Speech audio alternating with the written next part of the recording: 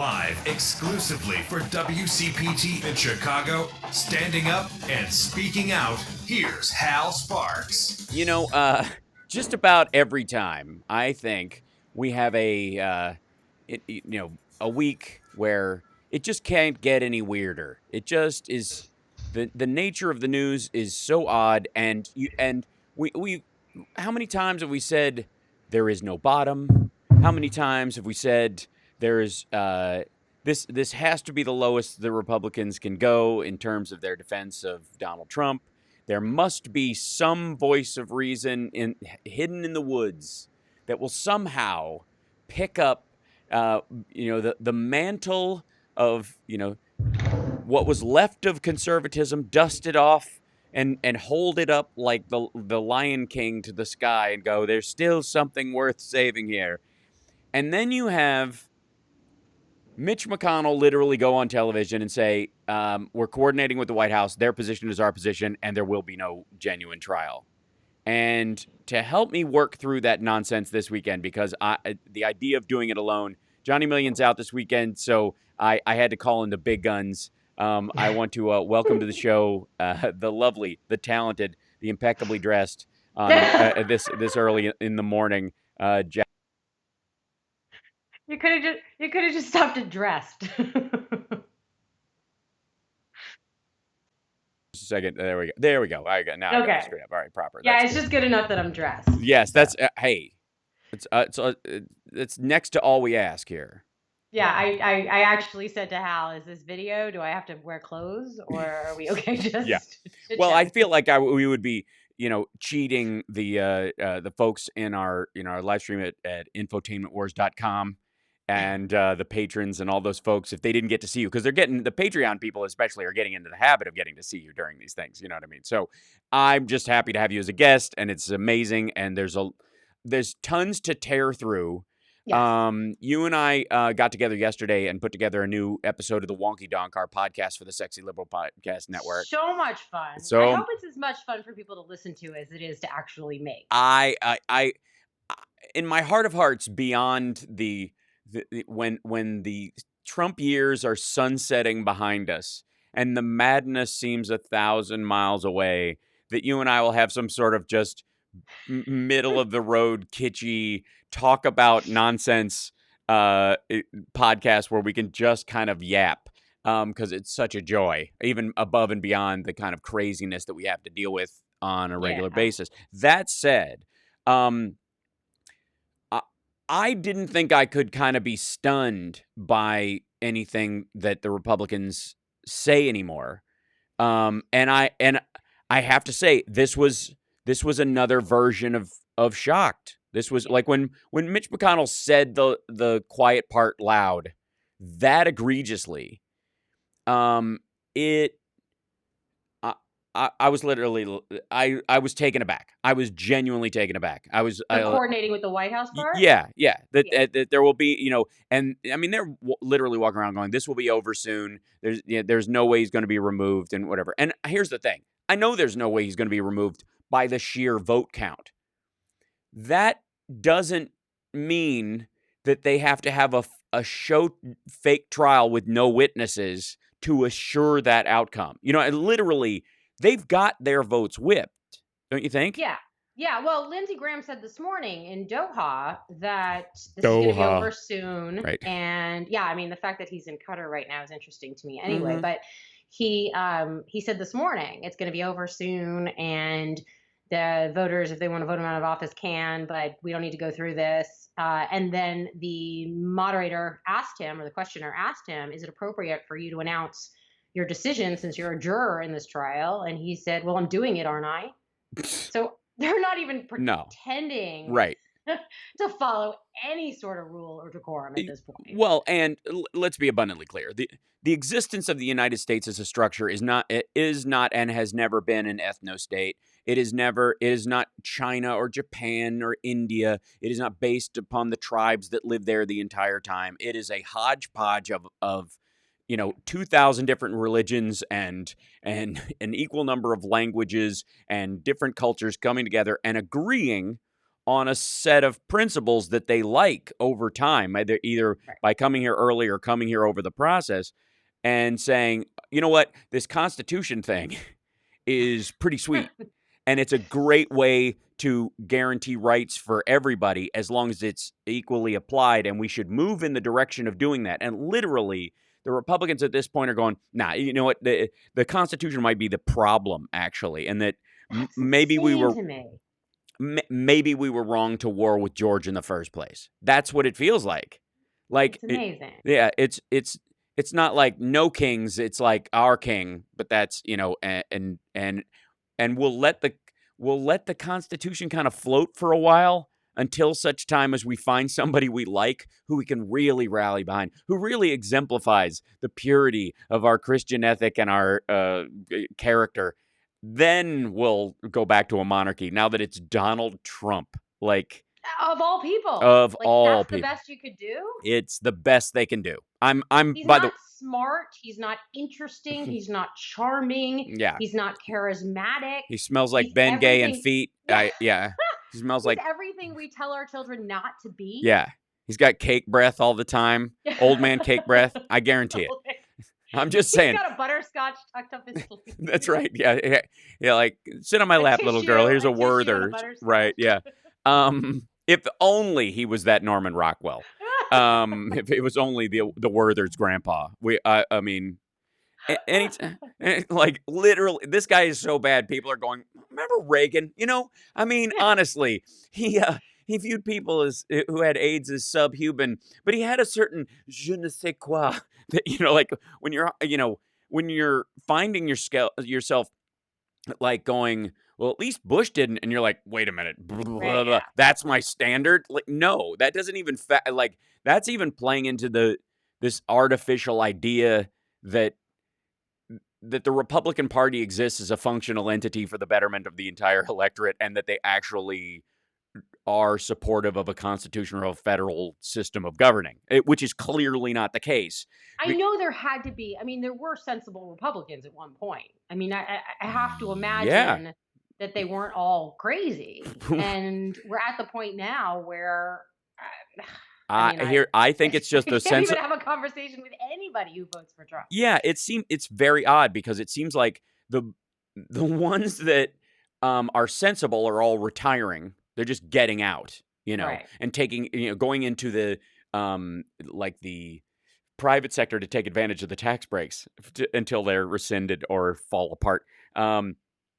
Or if they stayed in and they're defending Trump, you're just like, okay, what did they get on you in the RNC hack? What was it? I mean, they say that the RNC server that they got into was an old server and there wasn't anything there. Where is the server? I haven't seen the server. No one's seen it. It's in Russia. Some people say that. Rich people say, honestly. I can't believe that Rand Paul and Lindsey Graham and Mitch McConnell and all of these people are doing what they're doing because they truly believe in Donald Trump. Like, there has to be some sort of blackmail. There has to be some sort of compromise. There has to be. It's super weird. I don't understand. Well, I mean, I do. I think ultimately they have given up on the electorate. They have looked at the demographic charts that they've been shown, which are, vastly overstated, but strike fear in their hearts of a non-white majority America by 2050 or something. And this idea that they need to stock the court because any of the elected bodies they don't trust. They never trusted the people to begin with. They've always been the party of the Electoral College in the Senate. All this rabble in the House is scaring the crap out of them. And the only way to hold them at bay is to put I like beer on the Supreme Court and pray for something awful to happen to Ruth Bader Ginsburg. This is literally. Is it really that simple? Yes. Yeah, it's the court. It's the it's why it defines actually. We got to take a break. I personally think, and I'm curious what our callers think about this. 773-763-9278. We may have an echo from Chicago, so I'm not sure if calls will work, but we'll try. We're gonna try. We're gonna make a concerted effort. But I think stocking the court, or stacking. Some people say stacking. I say stocking. It's Christmas. I'm sorry, I've got that on the brain. I was gonna say, Stacking not the to court. be confused with That's right. stalk. Stacking the court is their way of building a wall against the electorate. Maybe. I mean, it was the Supreme Court that gave us corporations are people. Understand that. Like, that was a Supreme Court decision, 1973, something like that. I forget what the year was. Long time ago. When Mitt Romney says corporations are people, my friend, he's referencing a Supreme Court decision that said exactly that. And it's wrong and it needs to be overturned and fixed. But that's what they're counting on. They're like, whoa, whoa, whoa, whoa. There's no way the Congress or the Senate would allow us to say that corporations are people. But the Supreme Court did. That's our target. Yeah, we'll be back. It's the Hal Sparks radio program, Mega Worldwide on WCPT Radio, Chicago's progressive talk. Now with 100% more Jackie Schechner. Follow her at Jackie Schechner on Twitter if you can spell it. And if you can't, come to infotainmentwars.com and look at the spelling. Don't forget to Patreon us. The holidays are coming up. Support us. Also, I'm doing cameos, and $5 off every cameo goes to support Project Angel Food. So I've got a goal of 1,000. Make me work like a dog. We're trying to raise $5,000 for Project Angel Food. Cameo. Yeah. So Cameo, check Hal Sparks. It's cameo.com/Hal Sparks. We'll be back. Oh, you're getting a lot of love in the chat. I can't see you. Oh, that's that's how I can't see you. Oh, I was gonna try to pull up. Hold on, I'll fix that. I can fix that. Hold on. I will feed you. Yeah, camera. There you go. Yeah. Oh wait. There you go. You got it. There you are. Yeah, yeah. Okay, now I can see you. Excellent. I couldn't see you at all. That's all right. I had to put pants on. I was trying to play around with it to see if I could see you, and then I was like, oh, I'm gonna accidentally close the window. Yeah, no, it's not you. It's all the the Doc Brown level electronics I have running right now to get all this happening. And guys, thanks to our Patreon, this is how we're starting to be able to have people on camera at the same time. Even Johnny Million will be able to join us on camera in the coming weeks. That's great. So it's going to be pretty sweet. And this will include guests and other folks and that kind of stuff. And can you see the chat, Jackie? I can't. Where do I see that? will. You can go to the YouTube page. Okay. Go to infotainmentwars.com. Make sure you're it's muted. You can. I would argue pause it so that it doesn't eat up your internet trying to feed back on itself. And let me see if I can see that. And then the chat will be over. I'm happy to have a conversation with people. I just can't see. And yeah, the chat's on the right of your screen. It should be on that page. Yeah. Why is this not coming out? Hold on. I love you, man. Best you do. You're pretty good. Thanks, Gamer Drake. They're coming back in 60. Cool. Yeah. See that. That's that echo. I'm gonna have to find a solution for. Here you go. Okay, hold on. Do you have two chats? Or you just have the YouTube chat? It all goes to the same place. Yeah, it all goes in the same place. I mean, you should be able to see it through the restream. Pops it all in there. You should be able to see this. Yeah. At the very least. Whoops. Okay, there's mute. There you go. Huh. Good morning, everybody. How's everybody doing today? All right. Not seeing. Oh, there we go. Maybe ish. Oh, what's my cat's name? I have two. One is Simon and one is Nugget, and they have. I did not know about Nugget. I didn't know Nugget's name. Simon and Nugget, yeah, and they made an appearance. I don't know if you saw. They made a little, and of course Nugget comes running when you say his name. Nugget. So he's like Nugget. meandering over. Nuggie, hi Nuggie. Oh, so good. I'm the weird, crazy cat lady. Yes, you are. We're coming back. This is Doris Davenport, host of the Doris Davenport Show, all local, all the time. Now let's get back to Hal Sparks' radio program, Mega Worldwide. So the question that I have for you, Jackie Schechner, who's joining us today on the Hal Sparks radio program, Mega Worldwide. Hi, everybody. Thank you for joining us. Hello, chat room. She can finally see you in there. I think you can even interact with people in there at some point. I am. I'm chit-chatting. That's excellent. And her two cats, Simon and Nugget, are running around in the background. They may attack the keyboard. We can't trust what's written. We disavow any written statements by Jackie Schechner because it could be caused by cat walking on keyboard. Mice. That's right. Yeah, right. Dead mice. Yeah. I do want to talk about if you look at what the solution is. Obviously, voting is the only recourse we are going to have. But we're not even guaranteed that the election's going to be free and fair. That's Right. the problem. Well, that's why it has to be argument for impeachment now. And I think our goal and our job should be during the election or whatever to make bot swatting and compromat and deep fakes and all that kind of stuff kind of the sport of the 2020 election. You know what I mean? That's not a bad idea. That's, like an army. Make a game out of it, folks. Because it's going to happen. If you see somebody, and I've said this before, but if somebody is showing up with really cute videos in your feed, randos getting retweeted by other people, and it's just cat videos and that kind of stuff, but they're super adorable, and you're like, oh my god, the koala, I hope like that kind of stuff.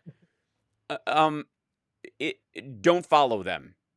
Retweet that one, like it, whatever, but don't follow it, because what they do is they bait into your interests or what you think might be cute or whatever your whatever clickbaity kind of social media you might be into, and they'll form a whole one of the things they talk about on Twitter, for example, is that there's no edit button, right? And some people will complain there's no edit button. And when you make a typo or you're typing it, you're in a fury in a big chain of stuff, and you do the wrong or whatever, you're like, dag nabbit! I wish I could go back and fix it. One of the reasons why you can't go back and fix it is because you could change what you said, and then the other person doesn't know for a whole day or be after the fact because they've moved on and aren't checking.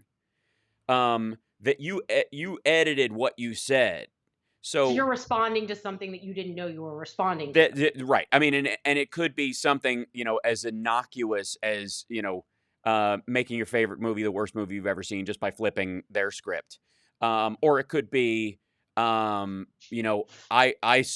support Bernie Sanders. Yeah, go for it. Yeah, big chain of people supporting that or whatever, and then flipping that, going, I support Vladimir Putin to take over the entire country. And you edit that top one, and everybody below it looks like they're agreeing with that, right? Unless they go back and edit it. And it's too much where it's really ridiculous. EO's in our chat room saying, do not follow anyone on Twitter until 2021. It's not necessarily a bad policy. If you're not already in, don't go, this guy sounds interesting. Yeah. I like his icon. It's anime. That's cool. And curiously enough, his screen name is the most popular episode of the most popular television show on currently. Yeah, because those people will start dumping propaganda into your feed, and it won't be overt. It won't be vote Trump or any of that kind of stuff. It will be a psychological attempt to undermine your passion for whoever your candidate is or your party, or drive you away from voting as a remedy entirely. That's the whole goal. I do think we're onto something here, though. Mm-hmm. I think, as you say this, I think, and I don't know if we can get funding for this, but I do think there's something to be said for like a proactive kind of counter internet research agency, a counter army of people who are active on Twitter, who are, and I know there's a lot of people who actively do it now and kind of dump bots and trolls out of their feed, but kind of pointing them out, trying to get them quarantined in some capacity. I don't know if you can, block or mute or whatever on a large scale, right? But really like calling it out en masse, like we're not going to fall for this anymore. Well, like, and I also, you fooled us once, you can't fool us again. If we collectively decide that there's going to be an effort to take back social media, I don't know that that's such a terrible idea. No, I mean, obviously, I'm I like the Unhack the Vote hashtag on Twitter. Paul, who runs that, is on it all the time. There's a bunch of like there's sites you can go to that isolate bots and push them aside, and I'm going to bring up an article in a second. I have to find it again, but whatever. But there's all these like how to spot a bot kind of articles and stuff. And there's no question that that's going to be a big part of it. And the thing is, it's not so much this, like I said, this big overt attack. People expect that they are being that the manipulation will be easy to comprehend and explain. Like it will be like, oh, this guy's, rolling into my feed, yelling on on behalf of Trump, and he'll have a name and like a 9-digit number after his first name. That there's tons of those, and they do exist, but they're a lot more sophisticated this time. Yeah, it's super subtle, Mhm. and they are evolving. I mean, I say this all the time when it comes to terrorist attacks. Like the shoe bomber was unsuccessful, but now we take our shoes off at the airport. Right. The next attack isn't going to be a shoe bomb. So we're not proactive, we're reactive. And I think if we're not anticipating what the next set of interference is going to look like, we're going to be vulnerable to Sure. it. Well, I So think we need to think strategically about where it's going to come from and what it's going to look like. absolutely. And you also have to understand that like the less than 3 ounces of liquid thing was a proactive action. Yes. It was a recognition by some strategy, guys sitting in a room who are paid to be paranoid by the U.S. military, because that's a job.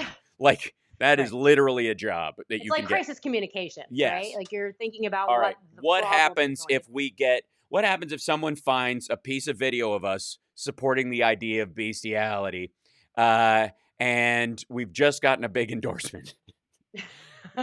Something like that. Like if that happens, what do you do? I don't think the chances are high, but it's happened to other people. So, you know about that, right?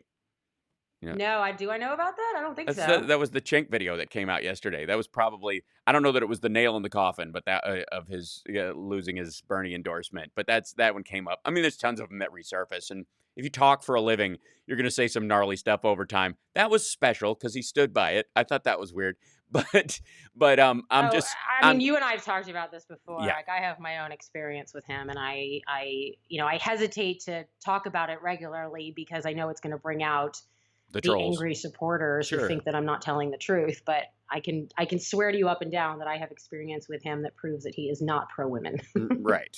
And that's a conversation we can have even after the break a little bit, just about the curious aspect, I would say, of going back, rehashing people's stuff that we on the left have done a lot. When we go back and we broom people for stuff they've done in the past, stuff they've said in the past. That Mayor Pete video that people used against him, I would say the Young Turks made several videos about this idea that he was somehow anti-black because of what he said about inner city and minority people needing someone to look up to and educate, that's educated, proving it works, which is exactly a Chris Rock bit. Which is what I said, like that. It's always the danger of a white guy doing a Chris Rock bit, or like basically.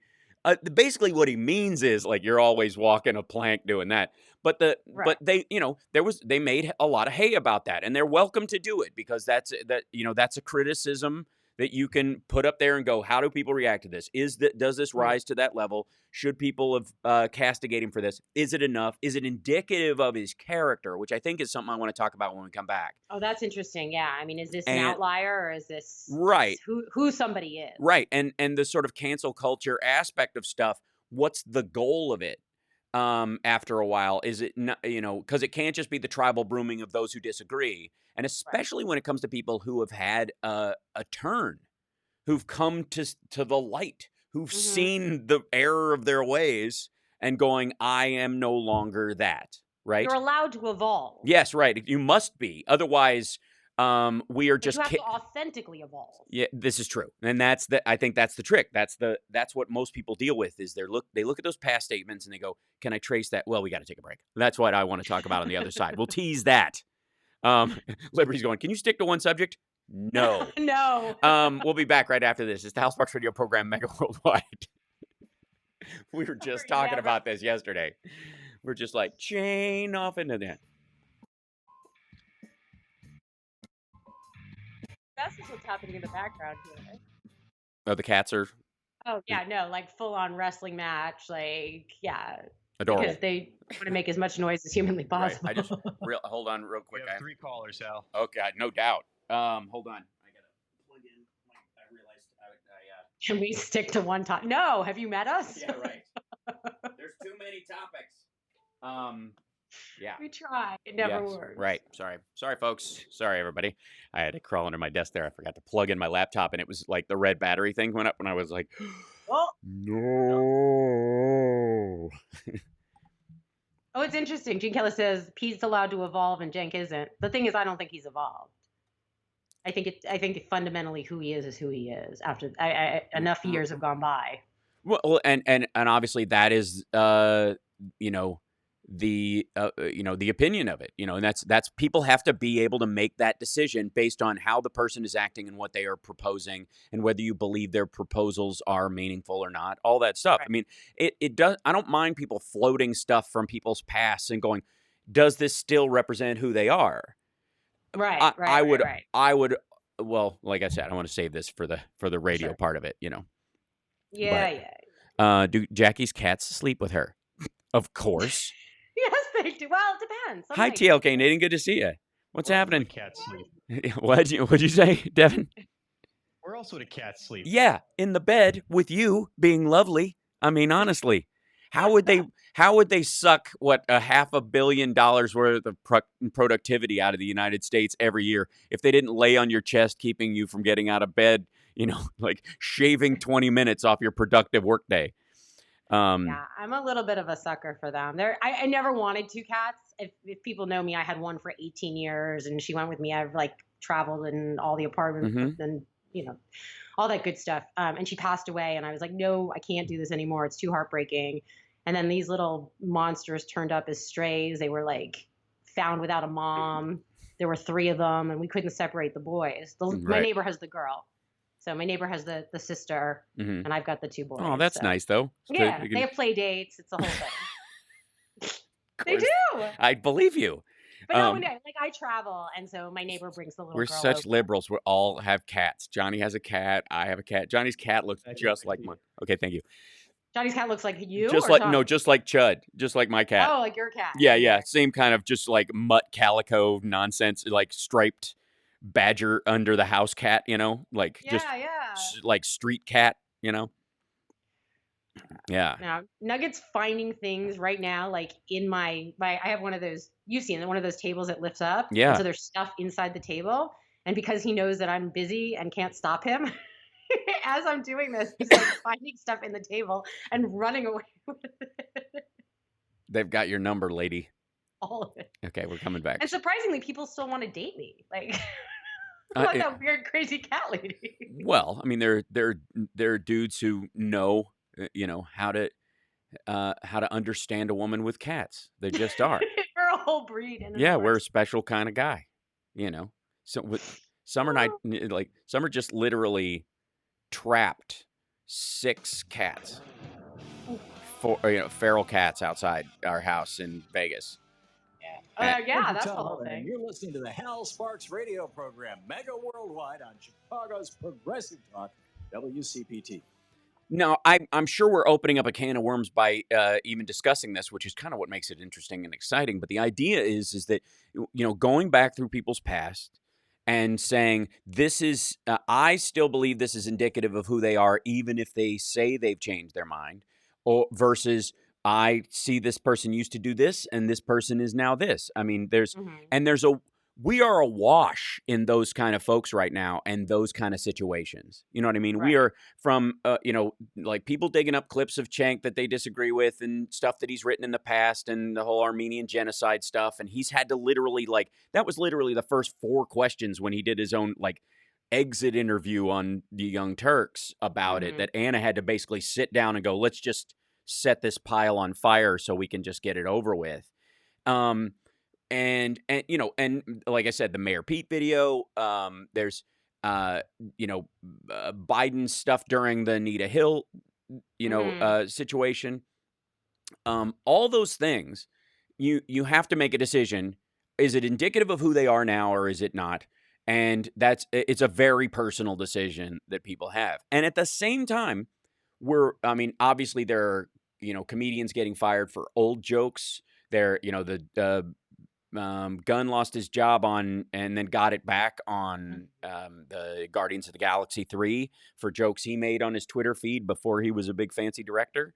And I honestly think like there are people who have, thought they were being edgelords a long time ago and have gone and would look back on horror at the stuff they did when they were young. I mean, that's what maturity is for. I often say we wouldn't need tomorrow if we weren't a-holes yesterday. There's an element of growth that we all have to recognize.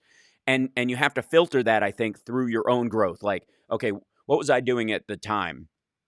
Is there anything equivalent in my behavior? A lot of times my answer is a profound no. And I've been swearing for a living since I was 15, as a comic. Well, I think too, I don't know how much people know, but like you don't use drugs or alcohol or any of the substances that can often get people into that murky decision-making process. That's true, but it also excuses them more often. Like I have no excuse. Like if you dig up something on me that I said a long time ago that you disagree with or have a problem with, my only response is I no longer believe that, or I still do, and here's how you misunderstood me, or yeah, I said that. That's awful. Look at me. Like those are my three options, because I can't go, yeah, I was so high, I have no idea what I was saying. Like I never have that. And I guess I've, kind of lived with that my whole life as kind of, sitting on my shoulder, is that kind of angel devil on either side of you helping you make your decisions in life. And it's just like Joe Walsh, I think, is probably the most standout version of the Republican side of that. And by no means has he come around to being liberal or progressive in any way, but he is a strong anti-Trumper now and is literally making the rounds He's running for president against Trump on the idea that Trump is a scumbag. And he's the guy who yelled, "You lie," at Obama.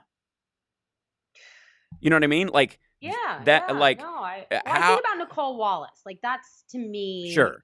Well, she was a communications director, arguably for the Republican theme, and worked in the Bush White House. Yeah. And she's now, I like her a lot when I watch her on. I mean, I never thought I would. Right. And I like her a lot when I watch her because I feel like she's pretty honest about how she feels and how a lot of us feel. And Ariana Huffington. There you go. She started out as a conservative. Yeah, so her husband was a Republican. She helped him fundraise. That was one of the ways she got into it. She, sometimes. Oh, wait. Yeah. They're correcting you. I thought that was right. It was Joe Wilson who. Oh, it was Wilson. Beg your pardon. You're right. Yeah. Thank you. Yes, not Walsh. But Walsh. But Walsh was. I mean, he's been a hardliner all this time. Like, there's nothing likable about Joe Walsh's politics from a liberal or progressive standpoint. Period. End of story. But suddenly, he's the guy who, he's had this come around, right? It's like he's the only option they got.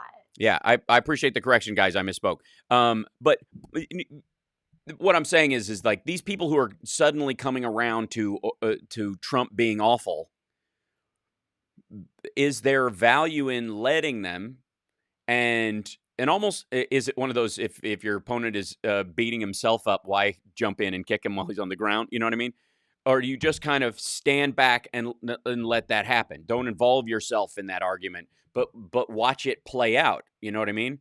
Like, yeah. So, yeah. I mean, we do feel like we're in the twilight zone right now. It is. I mean, it does feel like and I know it's intentional, right? It's like this perpetual gaslighting. It's this perpetual up is down and down is up, and what you know to be true, don't believe your lying eyes. I get it, right? I get what's happening here, but it's still shocking that it's happening. Yes. And I never stop being astonished. Well, we live in a world where there's literally the only valuable interview anybody could have with Lindsey Graham right now is sitting him down and playing videos of him, what he said around the Clinton impeachment, and then saying sentence by sentence, why are you saying the exact opposite now in a similar circumstance that deals with national security?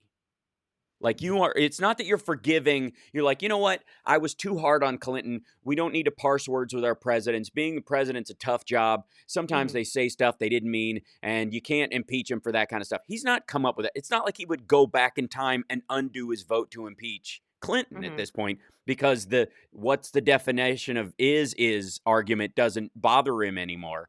He still stands by that. He just doesn't, like, it's just now that it's Trump. And again, that's where it just feels like What did they get off the RNC hack? What emails were in there? What like, pictures? was it really an old server? Was there some stuff yeah. in there? I don't buy it. Why have we never seen the server? You know, they say some rich person has it. Like it's like in they this. put it on a plane and they Flew it to Ukraine. Yeah, they didn't just chuck it in the ocean. What? Look, this is okay, guys. This is full of incriminating evidence. So you can please be careful. Okay, don't drop it. Just put it. Can you wrap it in a towel in your bag and then take it to Ukraine and just keep it there because we might need to incriminate ourselves in the future. What are you talking about? Like that part of it. Okay, so. So good morning, chat room. No, there is no through line on today's show. If you thought Johnny Million is a distraction, know that Jackie and I just go off the rails on our own. I thought we said that early. Like this is this is the bar. So just know that we're just having a good time this week because this week has been insane, right? So I know you watched a lot of the impeachment hearings. Yeah, I do too.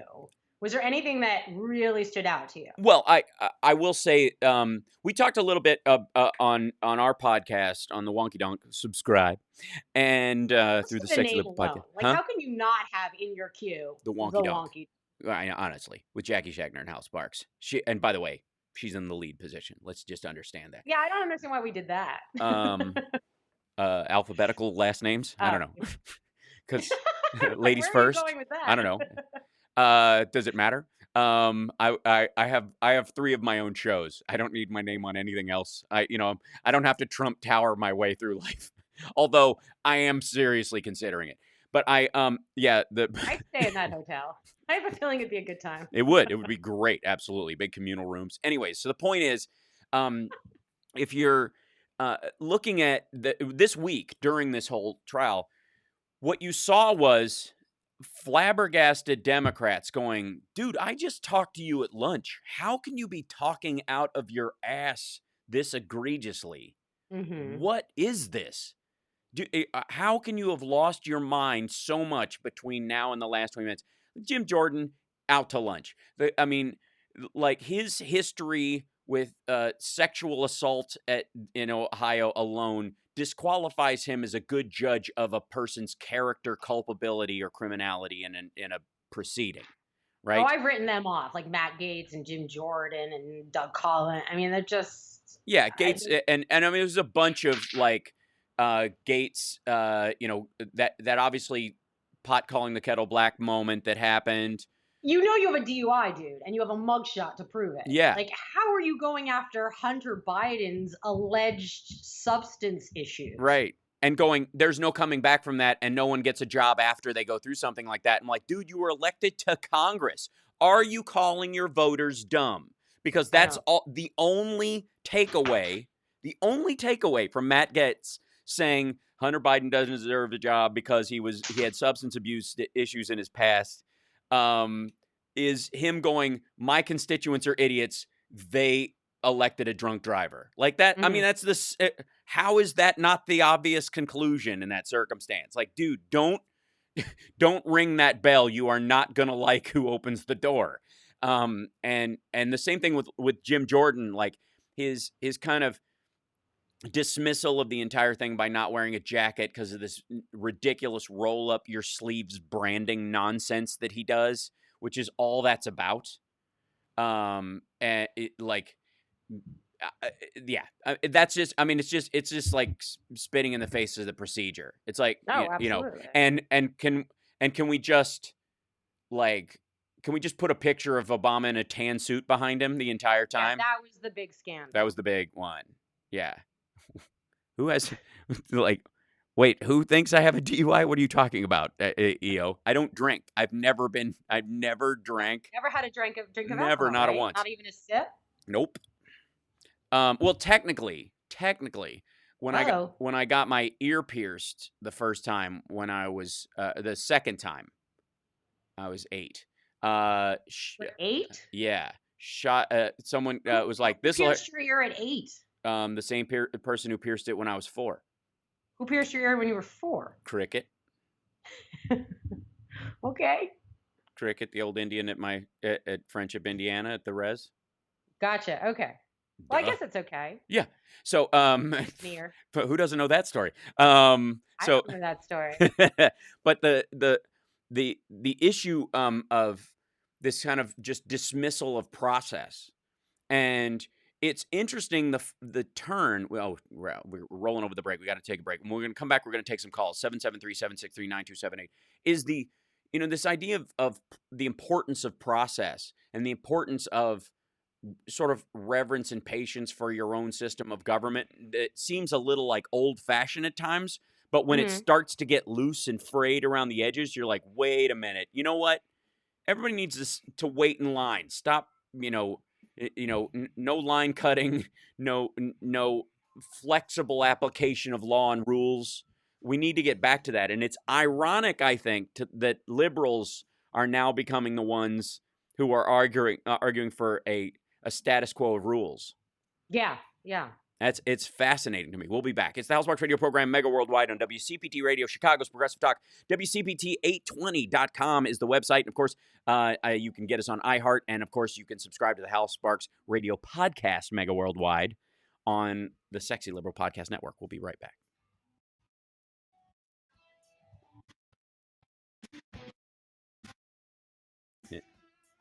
Yeah, what was I didn't see that in the chat room, EO. Where did that come up where did my alleged DUI come I think from? somebody misunderstood about the DUI. Yeah, no. Gotcha. Hang on. I got to go rescue a makeup brush that I wondered what that clack noise was. It literally went into the bathroom, pulled a makeup brush out of the makeup brush container, and then decided to play with it. So hang on one second. I got to rescue a makeup brush. Okay. What is this? Welcome. Hey, Carl, I saw that you may have to leave early. Big hugs. This is what's been... It looks like a friend's tail. It looks like... did you... that's a cat going, have you been taking stuff off of the roller and using it? Is that mine? Yes. Is that mine? Give it back. Is that what color your cat is? Yeah. Pretty close. No, I mean, this is what he's chewed up now. This is obviously going in the trash, but I don't think it's a good one. I don't know. Not anymore. Yeah, right? Now it's just full of cat slobber. It's soft, but it has kind of a cat breath kind of a thing like to what? it. Do you want this? Yeah. Is this what you got? Oh, yeah. Now it's yours. Now you own it. You buy it, you bite it, you own it. You get it. Anyway, what were we talking about that was more important? It is actually kind of slobbery now. It's funny. Oh, and Can't Stop Lying is mentioning my Celebrity Jeopardy win in 2003. Thanks so much for that. I won money for Doctors Without Borders. That doesn't surprise me. You know a lot of random stuff. Yeah, I won. Thank you. Paige Davis from Trading Spaces. Yeah. Hates me for that. Like, still grinds on, like, that little bastard. What year was that? 2003. Okay, it's funny because she was huge back then, right? Like when she had the whole Trading Spaces franchise. Oh, yeah. And I had really short hair at the time and kind of looked like her. Okay.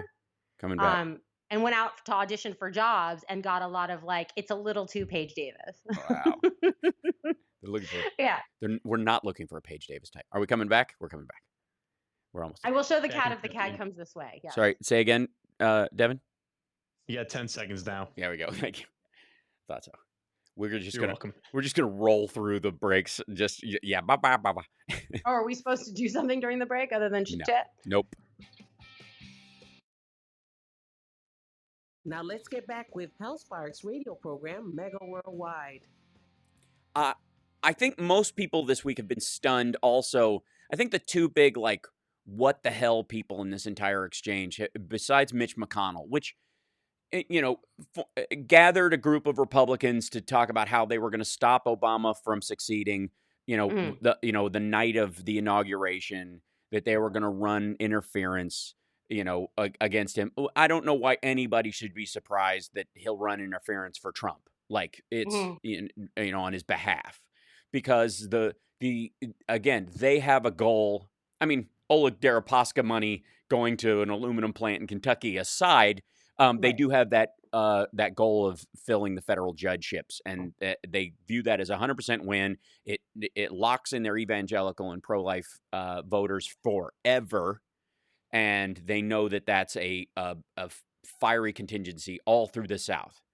And if you own the South and the red states, which are low population states with 2 senators, you can pretty much put a halt to anything the Democrats in the House could ever come up with. You could have 100% House. I don't know if there's a veto override version of senatorial stuff from a House bill standpoint. I don't think so. But anybody wants to check and get back to me on that, let me know. But if the House voted 100%, that doesn't mean it has to go to the floor in the Senate. It just I don't know. Doesn't even have to warrant a vote. They can McConnell's just playing backstop on everything. That's right. Yeah, and don't get us started on anonymous holds. But but Barr. Look, it's not surprising that he auditioned for the job with a diatribe about how the president could be king. Yes. But now it's gone. I mean, I'm upset with the senators who confirmed him on good faith. Like the ones who sat down with him after that diatribe and said, I think he's going to do the right thing. And now we have exactly what this nation doesn't need. This is the fascinating part to me. And this kind of goes to what I was talking to earlier, which is we'll go back in somebody's past and hair split over something that they clearly don't act on now, right? And this goes to Cenk, Mayor Pete, and other people. If you want to go that way, like I'm literally like how Bernie is on guns versus how Bernie was on guns. You know, that's that kind of stuff. Look at Obama on gay marriage, right? I mean, although like I think that was a political ploy. You think it was a political calculation? No question. Although you think with his, I mean, he did attribute some Axelrod of his evolution said it was. to his. Axelrod said he it did. Was. Mm-hmm. Yeah, I don't know. I mean, I think that the younger generation is much more open, accepting, and nonchalant about the things that we were hung up on. Sure. And I think that when there was a transitional phase. Right. Yeah, like it had to do with his daughters. I mean, yes, obviously there's an excuse there, I think that's languaging. I think if you listen to what Axelrod said, Axelrod said, like Obama was like, I feel like I'm lying. I want to come out and say I support gay marriage, and he's going, you'll lose the election, and he wasn't wrong, and we wouldn't have had any of the advances that we had during the Obama years if McCain or Mitt Romney, for example, would have gotten in those periods. They would have gone away. So that's a political Machiavellian, complicated choice people make. That happens all the time. That's not what I'm talking about. I'm talking about things that people were diametrically opposed to where they are today. They have done some sort of like come to Jesus moment, or they've healed themselves. That was the old, substance abuse me. Now that I've cleaned up my act, I believe in a healthy lifestyle. That kind of shift people go through in real life. While we're sifting through that dung, looking for things to go after people for now. Oftentimes when those people are engaged in egregious current behavior, like why bother, but even like, I would argue people who aren't doing anything wrong currently, going back and just kind of cutting into them, going, when you were 15, when you were 20, when you were in your 20s, you did stuff like this. Meanwhile, Barr wrote this thing right before he got the job, like the summer before. It's almost like they're going like it was a useful indiscretion, and like it was 6 months ago. He's an old man. No, and so there's a quote from him during that interview he gave this week that it's a fascinating look into his manipulative language. He goes, I think our nation has turned on its head for 3 years, I think based on a completely bogus narrative that was largely fanned and hyped by an irresponsible press. This is straight just like him translating Trump. Yeah. This is just him trying to use 50-cent words to make it seem like, Trump is making sense. And he says, I think that there were gross abuses of FISA and inexplicable behavior that was intolerable in the FBI. No, there weren't. When did we go to attacking our own law enforcement, our own intelligence community? Like, when did that become okay for the Republicans? Oh, don't get me started on when an unarmed black man is shot and a cop goes through the process of figuring out whether it was a good shoot or a bad shoot, or whether they had other motivations and all this kind of stuff, and all that stuff's riding out. The Republicans ride in, like a protective force, saying, the almost like a Blue Lives Matter kind of wall that they're going to throw up. We're going to Right. protect that cop in that situation when he's, in a shooting before they have any of the information. Right. Just period. But the FBI, should be jettisoned. They're literally like there were Republicans on the committee this week arguing for the dissolution of the FBI. The Yeah. dissolution Well, of the FISA court. When Putin's running the Republican Party, that makes sense. When you and understand this too, we have come all the way from Republicans championing the Patriot Act and Democrats embarrassingly voting for it and regretting it afterwards, to now Republicans arguing for the elimination of the Foreign Intelligence Surveillance Act that helps protect us against spies. Like this is the raison d'etre of the Republican Party is the dissolving of the FBI and the removal of our ability to bug hunt spies in our own country.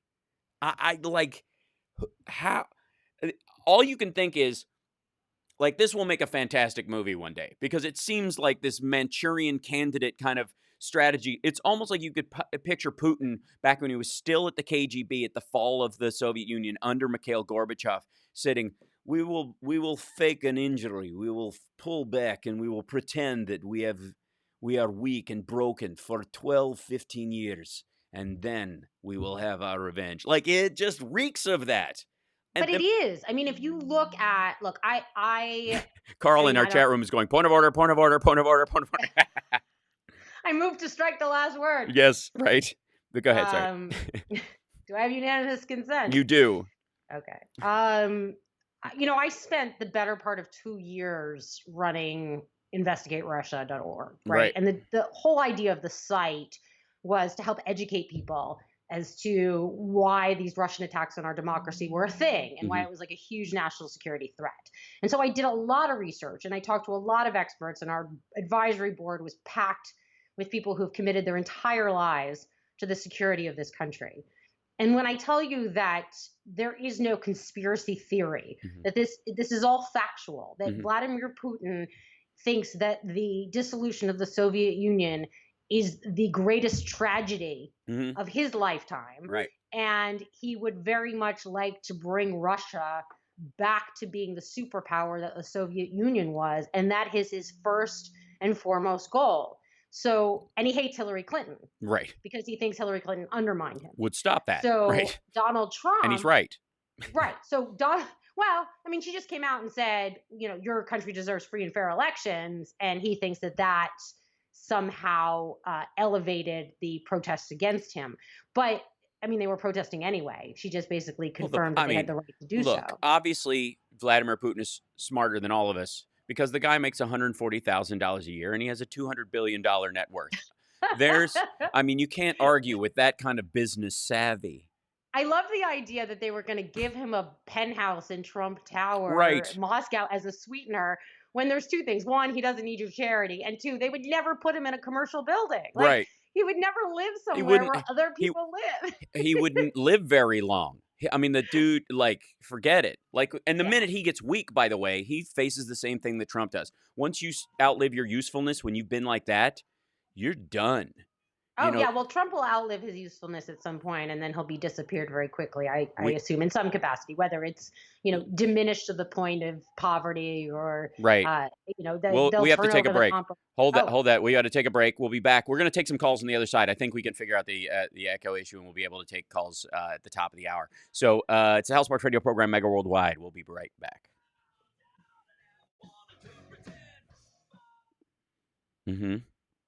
So, hi chat room. I wanted to jump in and talk to the chat room because I feel like it's been a better setup here. I hope everyone can hear me. You sound great. Okay, good. Yeah. We need the arm, the mic arm that you have. Yeah, we need that one of these specialty.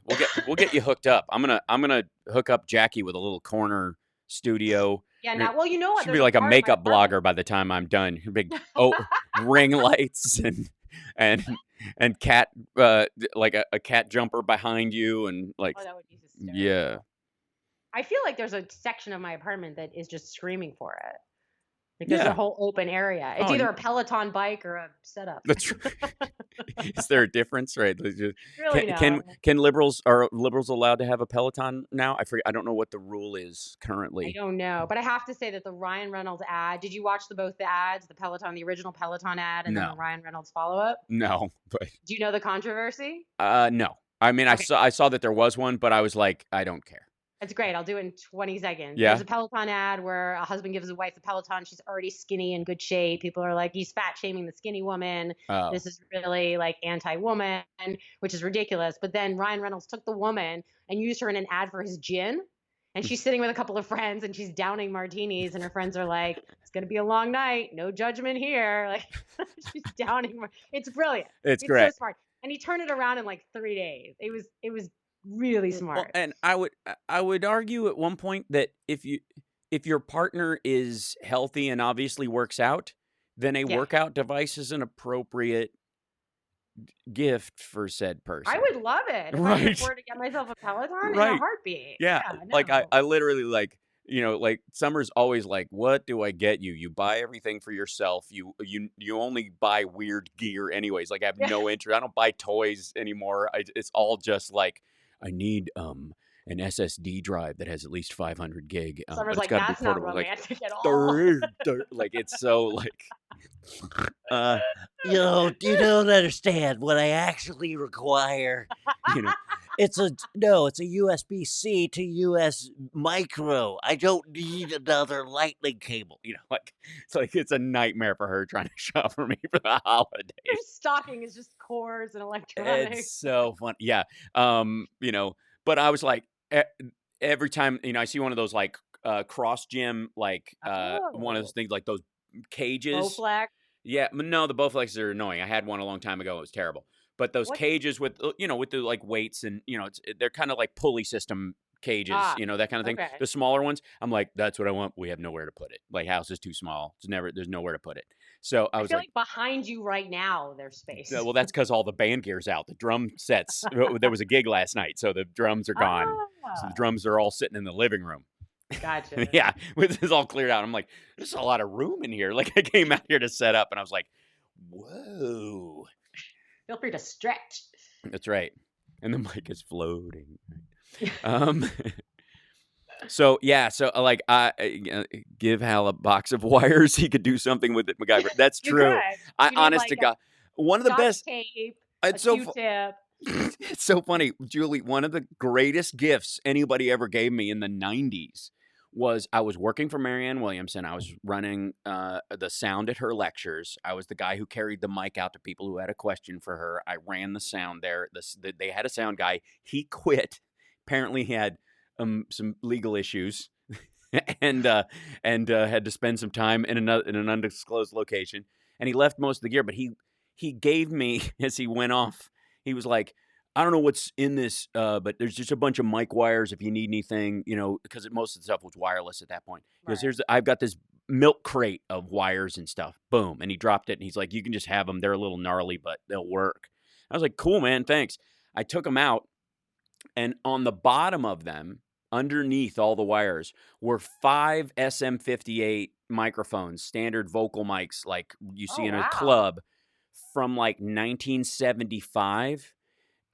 They just were super old. So what happens is the magnet in those kind of microphones over time starts to soften. It just like it loses some of its magnetic turgidity. I don't know what the the technical term for it is, but Okay. they're less harsh, so they're softer. They're not crispy like a brand new mic, but it takes a long time. So they sound awesome. Yeah, what does it sound like? They sound smoother than like if you use them on stage, you're like, ooh, that's syrupy. They sound Like like one of smooth these kind of jazz? mics almost, and I still have them. Ooh. And I was like, and they were just magically under there. Yeah, don't Do you forget have to a get. ballad you can sing on stage? You could use it for like I a do. That's what I use them when I smooth jazz moment. real gigs. Yeah, that's right. Sailing takes me away. I feel like you could do that. You could be like, I need my special mic for That's this. right. Okay, we're Can coming you bring the back. lights down, please? We're coming Little back. mood music. I don't know that you can hear Chicago. Can you hear that? Maybe I think you should be able to. Me? Yeah. How about now? I don't know. Somebody needs to say something. Test 1 2. Yeah, back I in can 30 hear. seconds, everybody. Good. Cool. Yeah, I've got a box of like old wires and phones, and I have no idea what any of them are. They're Margaret like said leftover from old who knows what. magneticity. I also have old resume tapes from like Oh my back when I God. worked at, yeah. But I have like some of the 3/4 ones too, like those huge. Mm-hmm. Like I don't know where I'm gonna find a machine to ever watch them, but yeah. How goes Yacht Rock? Radio Shack will be closing in 5 minutes. Damn it! You're listening to the Hal Sparks radio program, Mega Worldwide. I've had people walk out of me before, but not when I was being so charming. Video streaming at halsparks.com. I don't care for you if the putrid sludge you're troweling out. A space food, pimp stick. True progressive talk. Might be a good time for you guys to give up. Hey everybody, welcome to the show. It's the Hal Sparks radio program, Mega Worldwide, on WCPT Radio, Chicago's Progressive Talk. Hour 2 with the lovely and talented Jackie Schechner, my co-host. You've already been through an hour? Yeah. Co-host of the Wonky Donk, our podcast on the Sexy Liberal Podcast Network. So we're kind of doubling up this week. Johnny Million was indisposed, so I recruited Jackie to come in and help us sift through this week and keep us on track, which was a mistake. But that's okay.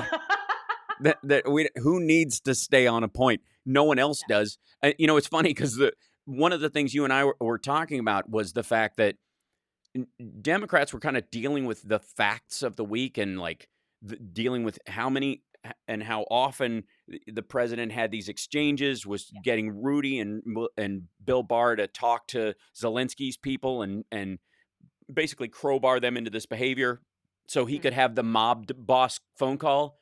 If you could do something for me, I'd really appreciate it. What you mean is, Remember what that guy said? If you don't do it, yeah, and that's exactly what the paraphrase that Adam Schiff did, where he's like, basically what the president is saying here is this, as they entered the transcript, the memo, the summary into the record, and Trump is constantly going, he made up my words in front of the whole thing. Like, dude, he was translating it into gangsterese because that's what it is. And he clearly said that. You're a child. So anyways, so we're talking about this kind of even trying for Democrats to kind of keep a normal, like, what's the evidence here? Did this really happen? And then whenever they go back to the Republicans, it's just, this is a farce. This is not enough time. I don't have enough time. Nobody cares about this. The ratings are terrible. Yeah, I mean, there's so much to talk about with it, and I think that's why I love Twitter so much, is because my mind is overflowing with thoughts on this. Not the least of which is that there's no actual defense for what the president did, right? And so they're not arguing on defense; they're going on procedure, or they're claiming that this has been an impeachment hoax, quest, whatever, from the very beginning because the Democrats hate him and blah blah blah. But nobody's actually come out and said, yes, we think it's okay that the president of the United States is extorting a foreign ally in exchange for personal political favor, and then deciding that he's not going to turn over anything to Congress because he just doesn't want to. And I just, it's extraordinary that Republicans continue to push that line en masse. I mean, even, I think it was Representative Swalwell who just flat out said, like, do any of you believe that there's a problem here? Right. Like, that it's not okay. And like not a single person was able to come out and say, not all right. Like it's not, it's not all right. And they won't say it, even if it wasn't Trump. Like, let's say it was Obama or Hillary Clinton, whoever it was, like says to a foreign ally, you're not going to get your military aid or your White House meeting until you dig up fake dirt on my political rival. So good luck with that. Right. The fascinating part for me, I feel, is that as none of them are having a moment where they're looking at the old footage of themselves, like specifically like Lindsey Graham, and going, I'm different. That was a different situation. That was worse. Yeah. None of them are even bothering. They're just falling back on, they've been trying to impeach this president since he started. And my argument has always been, this guy has been committing crimes since before he took his oath of office. That's the whole thing. During the transition. Yeah, that's He's been a criminal his entire life. that's like, these guys have been trying to stop this bank robbery since the planning stage. Like, what are you telling me? Like, oh, I'm in there trying to make a deposit with a machine gun and a clown mask on, and they think, like, come on. Like, He was really? a liar, a grifter, and a thief before he ever ran for office. So were the people that he has surrounded himself with. Yeah, it is stunning to me. And by the way, I want to thank our Patreons, patreon.com/HalSparks. Thank you guys for your support, and it's wonderful. I want to thank Julie and Carl for moderating for us in the chat room, and Can't Stop Lion for his undying support and promotion of stuff. Not the least of which, next weekend in Burbank, California, Sunday, December 22nd, is the HalSparks Christmas special. We're doing it. Just gather around. It'll be a nice little comedy gathering of friends, doing some jokes, a little bit of improv. I'm trying to make an improv comedy special out of it. It's Who are you bringing in? Anybody we should know about? But I want to keep it close to the vest. Man. Yeah. It'll there are a lot of surprises. You're saying I got to go to Burbank, huh? Yes, old friends in you live on the west side. You'll never get there in time. If you left now, you wouldn't be able to go. And also, Wednesday at the Viper Room in Los Angeles, Nerd Halen is performing all the hits. And Tuesday, I will be singing a couple of wonderful hair metal ballads at the jam at the Whiskey a Go Go. The world famous. Kamala just called us soothing. I don't know that I would call us soothing, but I appreciate the compliment. No, I think that works. I sometimes you just need somebody to take your blood pressure off and have a bit of humor and balance about the circumstance. Now that being said, let's try and take a caller. I'm gonna fingers crossed this will work. So who do we have that's still hung in with us and is possibly there? Who do we have? First we have Jim out in Las Vegas. Excellent, Jim in Las Vegas. All right. Hey, Jim. Hey, Hal. Yeah. WCPT. Go Hey, let's go to your past here. Some friend of mine hijacked me one time here in Las Vegas to go to the Riviera to see a comedian who I never heard of. Hold on. Wait, hold on one second. Devin, I hear you on the line. And I can't hear him saying it. So he took me to see, so he's going back over, he took me to see a comedian you've never seen before. Go ahead. Go ahead. That was you. I never heard of you, and I saw you at the Riviera. Okay. And I was so impressed with you. I've been following you. I listen to you every Saturday. Oh, thank you. Las Vegas from Chicago Progressive Talk. And Jackie, let's talk about Jackie here. Mm-hmm. I feel like I know her. She's got her own theme song from Stephanie Miller's show. That's right. That I've been listening to for quite some time. That's very impressive to me. Thank you. And she earned it. She's, if we're going to dig back into her past, understand that Jackie was, pivotal in helping the ACA get up on its feet and get, people aware of it and help it get it shepherded through. It's no small feat. Yes, sir. Lives saved by this woman. But she's much prettier on TV than on radio. That's true. That's technically true. Yes, it is much. Yeah, she's much better. She's much prettier when you can see her. I will agree. Yeah, absolutely. Yeah. Now, Stephanie Miller, beautiful she is and smart. But when you see her in person, now I know why. Holy crap. Anyway, wow. The reason I'm calling now, the reason I'm calling is to inform your listeners, I'm 65 years old, and I've been getting an absentee ballot in the mail here in Nevada and in Florida before I moved here. And it's so easy. Plus, not only do you get it a month ahead of the election. Now, here we have a caucus in February 22nd. Mm-hmm. I get the absentee ballot in the mail a month ahead of time so I can read it and see all these judges who I never heard of and all these different Congress people. I have to investigate before I go so I can do it from home. Due diligence. All you have to do in most states, I know here in Nevada and I know in Florida, all you do is call your state board of elections or your Democratic committee chairman. They could direct you to get an absentee ballot. Now, Some states require a problem, a physical problem, or but if you say you're going to be out of town in any state, they'll say absentee ballot. And I just got a letter with my new registration card that said that all the elections from now on, I automatically get an absentee ballot in the mail. And it's so easy to do it. And so if you're working and you don't know if you're going to make it, or there's a snowstorm, or you're in a hurry and you're not going to be able to vote, it's so easy to do it from your house. Sit down, talk to your friends. Oh, should I vote for this council, this judge, or that judge, or this alderman? It's so easy to do from your house with the absentee ballot. That's right. And this is time to do it now, before election, before the primaries in February here in Nevada. But it's the time to register to get absentee ballot. If you decide on that particular day that you want to go to the vote, you bring your absentee ballot with you. Drop it off. Get your sticker. Yes, that's it. You know what? That's precisely what I do most elections. By the way, you can in L.A. It's actually fairly difficult in Los Angeles to vote early.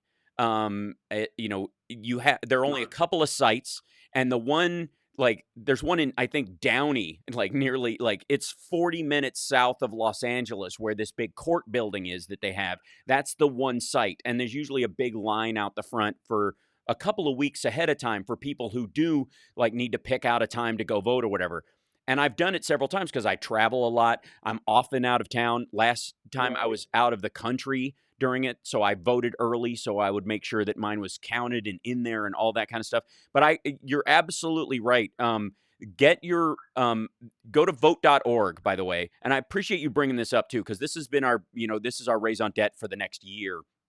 Besides bot hunting, is making sure everybody knows that they're registered, that their registration is current, proper, all their T's are crossed and I's dotted, so they have no problem when they go in to vote. And once you've cleared that hurdle and you know you're good, vote.org is a great site for this. Bring a friend. Be the carpool person when you're voting. Be that, I like that idea. If you've already voted, then you can go, hey, I already voted, so if you need a lift to your polling place, I'll give you a lift over there, man. I'm glad to do it. Be your own soul to the polls kind of thing. Yeah, we got to take a break. I appreciate you calling in, and thank you. And hopefully I'll see you at a Vegas show sometime soon. I'm playing Jimmy Kimmel's Club twice next year. We just booked those, so those will be added to the calendar soon. Wonderful, and thank you. And Jack, and we all love Jackie. I think you're right about everything you said about Jackie. It's true. We'll be back right after this.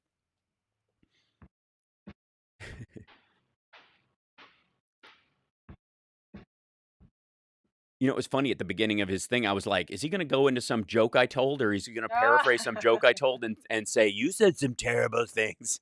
No, he was a big fan. Yeah. One of the things that somebody wrote into me, I think I forwarded it to you, that would be a good wonky dunk episode that we should get into, is about absentee ballots and mail-in votes, that people are afraid that it won't be counted and kind of what the processes are for where they go and where they end up. I think that's interesting because I have that fear sometimes too. Yeah. If I mail in my vote, what happens to it? Does it get thrown in a bin somewhere? Does it actually get counted? How do we have a guarantee that it's going to count? I like the physical act of showing up. Not that we're guaranteed that that's going to get counted anymore either, but I like the physical act of showing up and punching the button. Yeah, no, I mean, I don't think anybody fears in California that their vote's not going to be counted. I mean, honestly, that's not the worry. It's places like other states. The Carolinas, Georgia is obviously a problem. Alabama, Louisiana, where you're going to be finding over the years in both local, state, and federal elections over time, dumpsters with bags of ballots in them. It's well, that's just what they do in Russia. That's what they do, right? They stuff the ballot box. They throw out ballot boxes. I mean, there is a fear of that. And Trump wants to be Putin. So anything that comes out of Putin's playbook, Trump's like, well, we could do that here. Why not? I'm king. I got Article 2 gives me absolute power. I want to ride a horse with my shirt off. Please no. Or horse. We're covering 60 guys. Okay.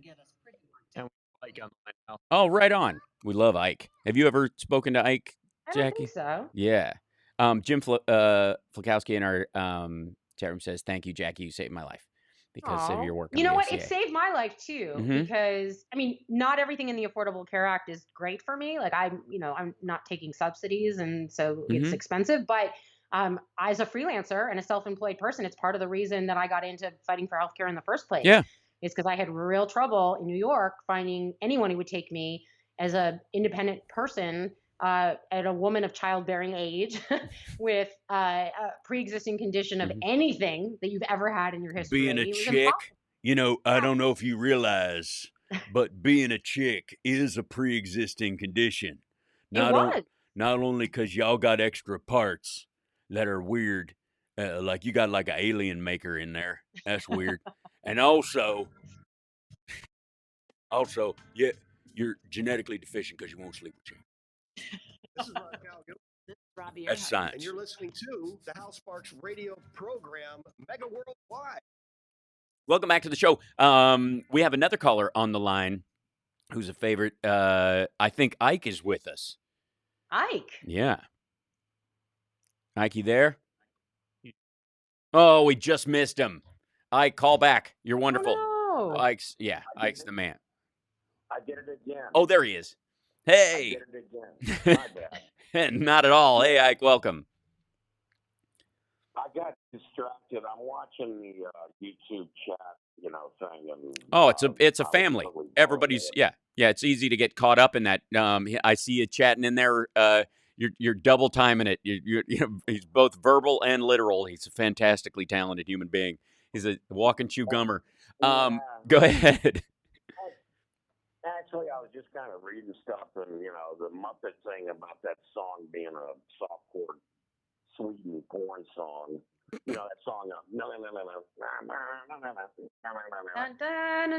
Yeah. Phenomena. Phenomena. Do do do do do. Yeah. That got me totally discombobulated. But when it comes to this scumbag Attorney General Barr, right? Let's make sure we know his history. He was Nixon's hatchet man during impeachment.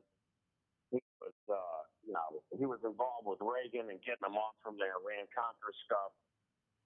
Everybody knew who he was coming in here. And my overall complaint is the same as it has been and is going to continue to be.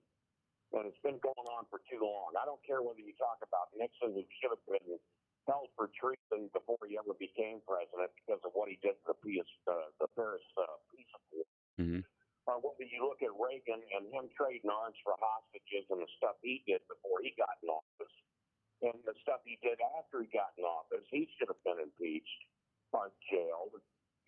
I'm sick and tired of this law and order crap always coming down on the poor man. But right. When it comes down to people like, I don't know, is Flint still walking around? And if so, why? Mm-hmm. And, and they've got the power to even avoid law and order to the point that if you're a billionaire pedophile and they've got your name in his book, we'll just murder him. And then that way we can shut that up the same way we shut up the D.C. matter. I'm so sick and tired of hearing about this law and order bull crap. Well, that's what I was saying. Like that, this lopsided application is not only just kind of a habitual thing that seems to happen with the powerful, anyways.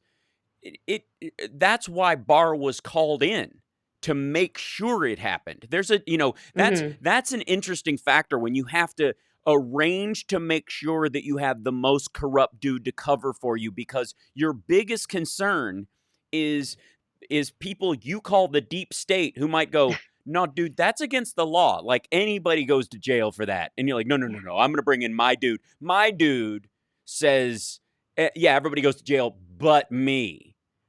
And I, this, yeah, go ahead. Yeah, you can call them deep state. You can call them the good old boys network. You can call them the oligarchs. They've got all sorts of names, and these idiots, the QAnon. Okay, let's talk about the Illuminati. Let's talk about, right. I don't care what the hell you call them. The fact is we know, where you going, Jackie? Sit still. By the way, she's trying to leave. She had cat problems. It's okay. I was picking up something to throw at the cat who's doing something he shouldn't be doing. Sorry. Hey, you're typing at the same time you're talking, Ike, so don't judge her. Yeah, and send my best to Stephanie. Tell her, tell her I'm trying to get people to vouch for me so I can get on air with her a little more often. But Every listen, time I'm on, brother, you know, call in. Every law and time. order, if you bust the law and order system, that's the backbone of our democracy. And if we can't count on it, when the time comes for people to be punished, then we've got a problem. The same way that we've got a problem in our political system where these people have the audacity to say that they can ignore subpoenas. Now, I don't know what we've got to do. I don't know how we've got to rewrite the legislation.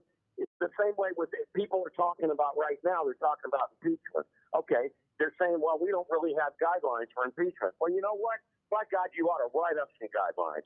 And by God, you ought to be able to subpoena every one of these people, and they should be made to come in there. And by God, guess what? If they can't or if they don't, throw them in jail. Yes. Let's quit playing around with this mess.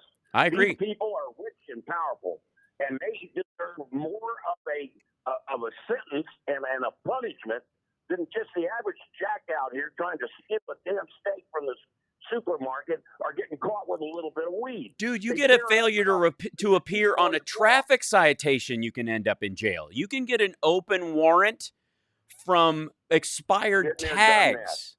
Yeah, I don't understand why there's no repercussions for all of this intentional behavior in terms of ignoring congressional subpoenas and just deciding they're not going to I don't understand. Like, don't they have a little jail in the Capitol and they can just throw these guys in or find them every day that they refuse to appear? That's right. Yeah, and again, well, I heard something about it hadn't been used since the 30s, and I've also heard that there's these opinions in the DOJ that say this and that, which is not a law, by the way.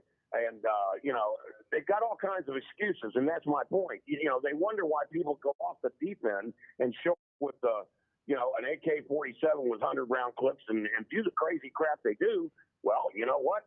At some point, just like that baseball game, people get freaking, they've had it. They absolutely have had it. They're tired of the hypocrisy. Well, the wind-up, which they're tired of watching people screw them and then walk away laughing. Well, for the record, something about the affordable health care. Yes, go ahead. And then I'm going to disavow all violence to I clarify. I don't know that we need to get to the point where we're shooting people up. We're not. But I think he's just trying to point out how some people have a shorter fuse on that stuff than most, and that's a concern. The reality, though, is that one of the things that makes our country valuable is the peaceful transition of power. And the people that undermine that are the people who create a lopsided legal system or undermine the rule of law for their own benefit, because that's how revolutions that end up like Venezuela and places like that, that's how that ends up, is that, is that tipping in the favor of the powerful over time builds up after a while. And it is something that you work to mitigate and fix and do the work of the people which you sent you there to do the job in the first place. So yes, and then go ahead, ACA, Jackie, wonderful, go ahead. These little foaming at the mouth Trump, I got a word for them, but these little foaming at the mouth Trump people that want to sit here and act like they're all that and they want to wave their guns around and this and that and the other thing, I got news for you. I'm an old Southern redneck, and I don't back down either, big boy. Y'all want to play games? We can play games. Simmer down. We're not corralling it today. I understand what you're saying. Love you. I have as much right to defend myself. Yes. To defend myself. Agreed. Everyone has the right to defend themselves. Sit there and listen to them, as I have to have them sit there and listen to me, have them threatening me, and I'm getting tired of being threatened. That's what I'm tired of. Now, listen, Jackie. Yes. Just so you know, I get a CT scan on Monday the 16th. I just did get my disability, my Medicaid, not long ago, okay? And I found out that on December 23rd, I go in for an operation because my bladder cancer is back. Oh, I'm so sorry. Yes, I've seen it in the chat room. I appreciate it, Jackie, everything y'all did, and all the fights you've done. And I've seen it in the chat room. I'm not the only one. If it wasn't for the ability to get what I've got, I probably wouldn't. I'd probably be dead. Right. So, well, you're not alone. I mean, I wish you the best of luck, because I know this is no joke, and somebody close to me has a repeated bout with bladder cancer, and I know it's really difficult. So I wish you all the best. I know it's hard. But I do want to say you're not alone. I mean, the Affordable Care Act is by no means perfect. and there's a lot of stuff that we would have liked to have been able to do that we weren't for various reasons. But it is a good start, and it opened the door, and it gave a lot of people access to care who wouldn't have had it before. So when people want to talk about what we do with healthcare, I'm not necessarily, I'm a huge proponent of single payer because I think it's what we need. But at the same time, I'm not averse to taking whatever incremental steps we need to get closer to that, knowing how hard it was to do what we did the last time around. Right. So I would just add that caveat is that I am, I thoroughly believe that we need to do everything we can to get to a national healthcare system that works for everybody, regardless of how much money you have or make. And now that you've had the Ike experience, I'm too damn stubborn to let this put me down anyway. So no worries, y'all. That's right. I'm gonna We're be always good. rooting for you, Ike. We got. Keep fighting, Ike. Yeah, we're at the half hour. Yeah, we got to take a break, Ike. Always great to hear from you, brother. We wish you nothing but health and happiness and joy, and I look forward to the day when all this nonsense is in the rearview mirror, and you and I can, gripe about country music or something. You're awesome. We'll be back right after this. It's the Hal Sparks Radio program, Mega Worldwide. Infotainmentwars.com is the website. Where you can watch the live stream and see the beautiful and talented Jackie Schechner on camera even. And then, of course, you can support us at patreon.com/Hal Sparks. That's what makes the show run 100%. It's the only thing that keeps us afloat, and I thank my patrons with all my heart. You guys are awesome, and there's all kinds of little perks, but the main reason is you guys support the show, and it means a lot. Infotainmentwars.com. Like and subscribe. Give a thumbs up. We'll be back right after this.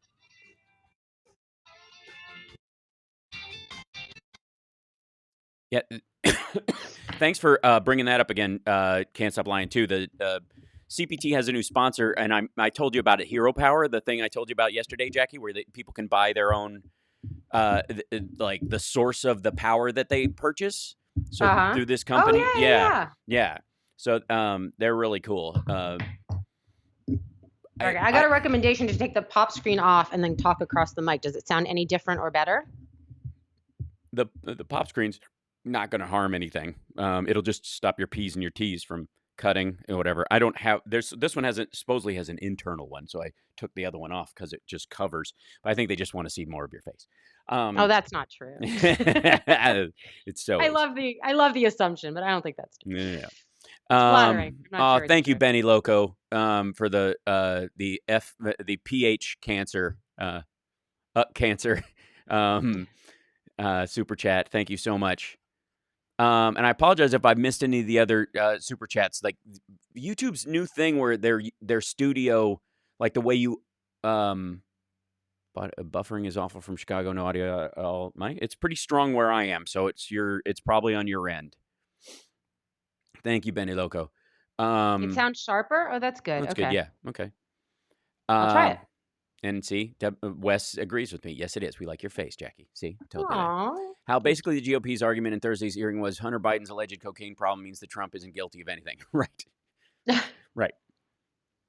Yeah, I can't get over this whole, he didn't get a fair trial. Well, the trial happens in the Senate. The Senate goes, we're not going to hold a fair trial. Why would we hold a fair trial? Yeah, right. We don't want a fair trial. Yeah. They've been screaming, he doesn't get a fair trial. And everyone goes, yeah, that's not what the Constitution says. And then the Senate says, trial? We don't need a trial. We've already decided. And we're coordinating with them. So good luck with that. Just such goons. It's just the whole thing is just so weak. It drives me nuts. Well, the question then becomes what happens next? He gets away with this. We have 11 months. He knows no matter what he does, he's fine. Mm-hmm. Where do we go from here? There's no repercussions for any of his behavior. There's no line. They haven't drawn a line. Yeah. So I don't know how far it goes. What is he? Does he have to eat a baby on live television for them to be like? Well, that was it's not a crime. It's not he was hungry. Back in 60 guys. Right. Yeah. When you gotta eat, you gotta eat. Right. That was. Gotta eat. Yeah, dude's gotta eat. Too many babies anyway. Was it an immigrant baby? Right. I'm sure it was delicious. Is that even a baby? I mean, honestly, at this point. I think that was. Who had a joke about that? About Bush eating a live baby on television. I think it was. Oh, really? Yeah, David Cross. David Cross had a bit about, Bush could eat a live baby, and he was a live Jew. I think it was with the, like it was like jeez. trying to make it worse and worse and worse, and it's still people like, I don't know, you can't change horses midstream. We're in the middle of a war. The terrorists will win. Yeah, I mean, nothing's beyond it. He just doesn't. I don't know why it's not so obvious to other people. That's the part that Right. bothers me so much. Is there's 35% of this country who just doesn't see what we see? Yes. I don't know. I'm Dick Kay from An back on the uncooked beat, baby. and here is the Mega Worldwide Radio Program with Hal Sparks. Can I just say that the chat room is on fire today, and you guys They're are so awesome. They're fun. so fun. Like, we have the best. When I did the Pro Left podcast a couple weeks ago, a lot of the folks from this chat room hopped over and said hi, and they and they spoke very highly of you folks. And thank you, Benny Loco, for the super chat. Yes, smash that like, give us a thumbs up, always helps. Subscribe to the YouTube channel. We're trying to grow. We're the fastest growing liberal talk show on the radio, and I'm very proud of that fact. I mean, you have to watch that. You can't pat yourself too much on the back, because it's like, Schaumburg in outside of Chicago was at one point the fastest growing city in America. That's because there were 4 people living there and 8 people moved in. Like, whoa, 200% growth. This is amazing. I've always said, and this is an interesting, thing, and this applies greatly to a little bit of the misinfo that both is thrown up in the, by the bots and the people trying to manipulate the electorate with phony stats and stuff. If they give you the percentage, ask for the actual number. If they give you the actual number, ask for the percentage. And you need to compare those two to see if you're being flim-flammed. And the way I would, the way you look at it is that they were, I mean, this is an egregious example of a statistical thing, but it was in the news last week, was that there was this audit done of Uber, and there were, they had 6,000 sexual assaults. I remember that. Yeah, the report came out. Yeah. There have been over 1 billion rides. So the percentage is low. It sounds like a large number. It sounds like it's a huge number, and any number is bad. But compared to almost any other business or circumstance, it's either on par or lower. The point is, like, these are individuals, not taxi drivers, not people working for a direct corporation. These are, human beings who sign up, and they're in and out. They sometimes are there. It's a very flexible work environment, in that regard. And so to look at that number and say that's indicative of the whole it denigrates most of the people who drive for Uber, who are completely lovely people. It paints it with a false picture, all that kind of stuff. Thank you, Jim. You're awesome. I think that's just going to go to Jackie. Buy Jackie a Christmas gift. Is it my Peloton fund? That's right. The Jackie. You just paid for a half a pedal. Yeah, right. That's not on a Peloton. $5 does not buy a pedal on a Peloton. Not even close. But the point I'm saying is, this is just a good rule of thumb I would suggest to anybody, is that anytime somebody goes, there were this many, shootings, or this many armed robberies, or we donated as a corporation $150,000 to cleanup efforts last year. And you go, yeah, but how much money did you make in total profit? $64 billion. All right, well then go away. Like, that's just ridiculous. Just make it a habit always to, if someone says, 10% of people think this, of this group of people, go, okay, how many people are in that group numerically compared to the rest of the world or the rest of the country that they're in? And how many physical individuals actually, even in that category, are all in, half in, on the edge, right? You know what I mean? Like, that matters. Just make it a habit. You don't have to, like, it's just a normal skeptical, like, tap the brakes moment. And this will have a genuine effect going into the election cycle.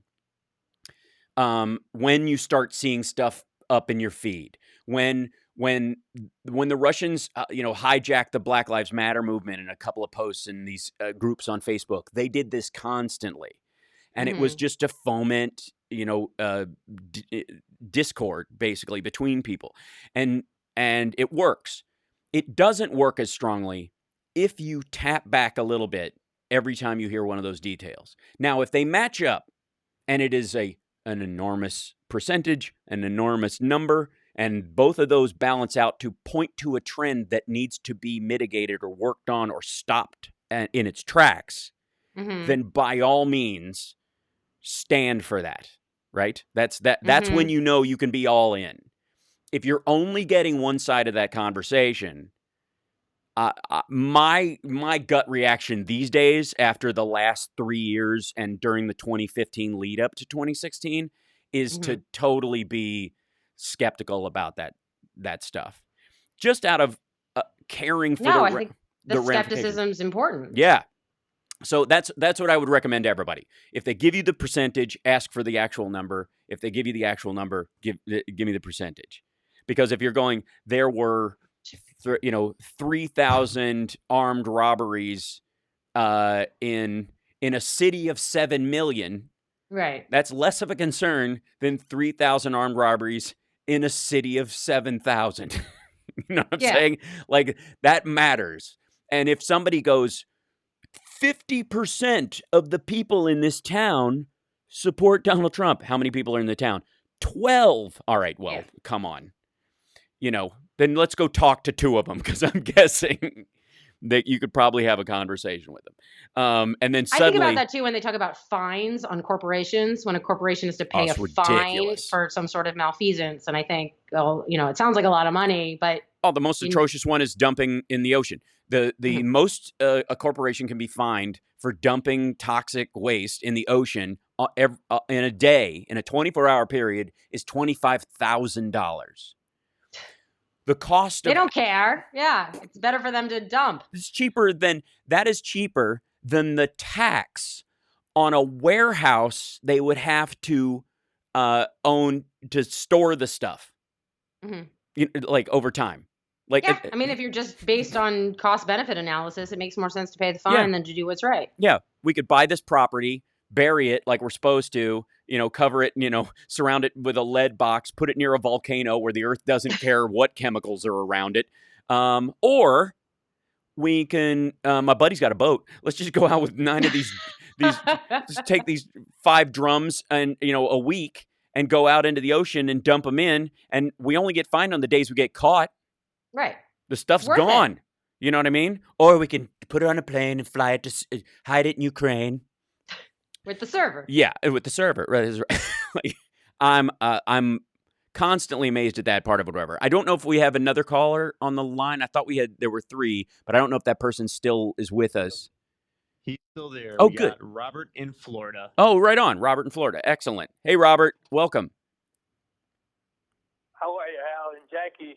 I've been listening to you for years, and I've never got this pleasure to meet you and talk to you. I just want to say hello to you, and I respect the work you do. I think you're great. Thank you so much. Hey, I just want to think. I think you might want to check before you fly. Hell, I think Ike there put you on the no-fly list. Well, yeah, right. We're already they're going to go through this episode when I run for California 25. The seat, right? Yeah. So you were talking gangster, and there's no bigger gangster than Putin. And here's the proof. Yeah. On the day of the impeachment, who's in the office with Donald Trump, Oval Office? No other than the Lavrov guy, the Russian ambassador. Lavrov, yeah. Me and you. That's not there to troll me or you. That's actually to tell the Ukrainian prime minister, look, I don't think whatever you think you've got going for you right now don't mean nothing, because I'm here with my employee and you're not. That's all that was. Yep. That was. He's welcomed Sergei Lavrov twice.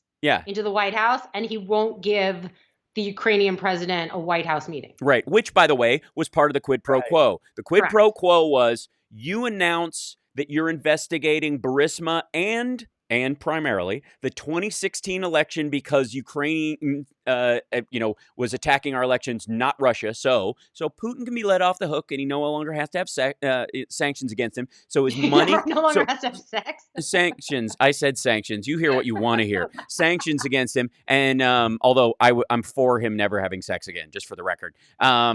But the sanctions are off. He can now flood his money back through Deutsche Bank into the world, and Trump will get his loans again. The Trump organization will begin building buildings instead of having their names torn off of stuff again.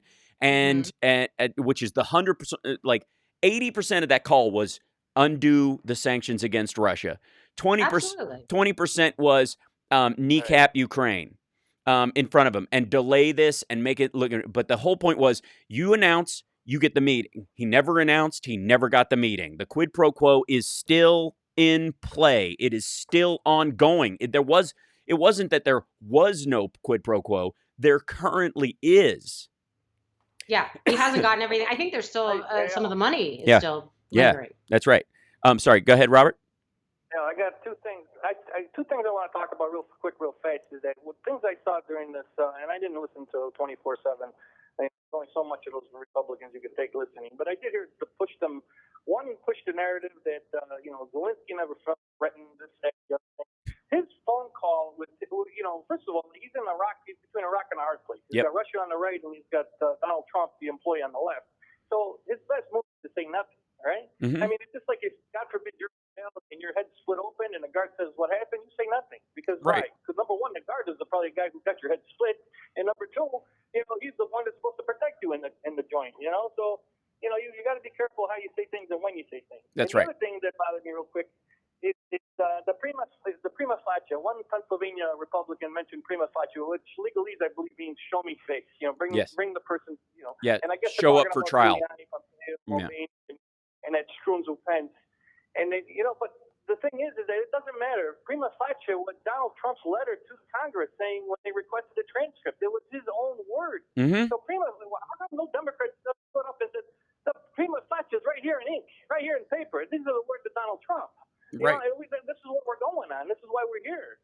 All right, I love you. And appreciate my best to Ike. I heard that he's not feeling well, and I hope you feel better, brother. Yeah. And Jackie, again, nice to meet you. Yeah, there you go. Thanks so much, Robert. I appreciate it. We got to take a break. We'll be back right after this. Absolutely. All love to Ike. And all this, we're always rooting for you, brother. And anybody out there. I know a lot of people know that, my brother-in-law is dealing with cancer right now, and it's pretty egregious. And, there is a lot of secondary effects when somebody in your family gets ill. It isn't just the person.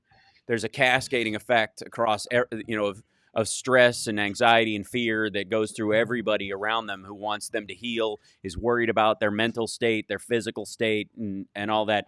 So to Ike and everybody around him who, is his support structure and loves him, including everybody in the chat room who's used to talking to him, you guys too. Big hugs to all you guys. We'll be back right after this.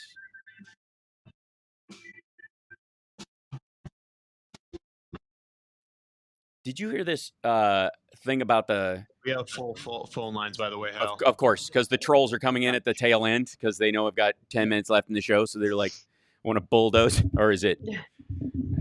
Did I hear about what? That usually... Wait, who has cancer? Your brother-in-law? Yeah, he's got leukemia. What kind of cancer? He's got leukemia. Oh, geez. Yeah, he's been... I mean, he's had it rough for a while. He has seizures. He's been on seizure meds for a long time. He started having these spells, and like he and my sister have a business together.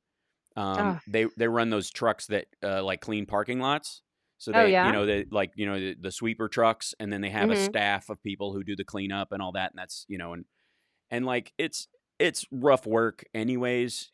Weird hours. They work mostly at night. Their diet isn't the greatest. I'm on my sister about it all the time, but her husband is clearly not. And I mean, the one upside is that he's Mormon, so he doesn't drink, so or smoke. So he's not, so he's not hiking uphill against that. But my sister was like mugged and attacked, while they were working one night because they work at midnight all the time. Like and he he had some spells where he was driving the truck and she was in the passenger seat and she had to like work the brake and pull the car over. 60. Because his, his seizures sorry. get, I had no idea. Yeah, well, I mean, I don't really talk about this kind of stuff because it's not anybody's business, and he's fairly open with it on their, and when he talks about it on Facebook. So I'm not talking out of school, but I just see how it rolls across the rest of the family too, because he's a good dude, and do they have kids? No. Okay. Yeah. Anyway, you were saying, did I see? I didn't mean to send you down the hole of despair, but no. It's I know that's no, I'm just saying I like that. I'm just very aware that not only everybody when you're in it, when you're up against it, when you're ill or you deal with that, you've got your chin up and you're in the fight a lot of times. I mean, it's hard and people have moments of it, but a lot of times the people around them who feel kind of powerless to do anything about it. That's the hard, that's almost as hard sometimes. Yeah. People who are sick come to get to. And then add on top of that the financial burden. Yeah. Now time for the happy ending. Yay! That's right. We're in the happy ending. Although the happy ending this week is that we've had Jackie Schechner for the entire show, and she'll stick around for a little bit of the post show. I think a little bit. Can I talk you into that? Yeah. Yes. Why not? Yeah. Well, because we're almost done. We got like 8 minutes left. Where am I going? Blaze through. You got a little bit of cat herding to do, but other than that, it's a Saturday. But let's grab one more caller because I know we got people jump in at the tail end and it's really hard to get everybody in. But who do we have there, Devin?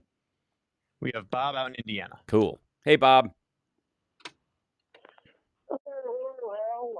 Well, I want to apologize for last week. I do not have a hamburger phone, but I do have a hamburger voice.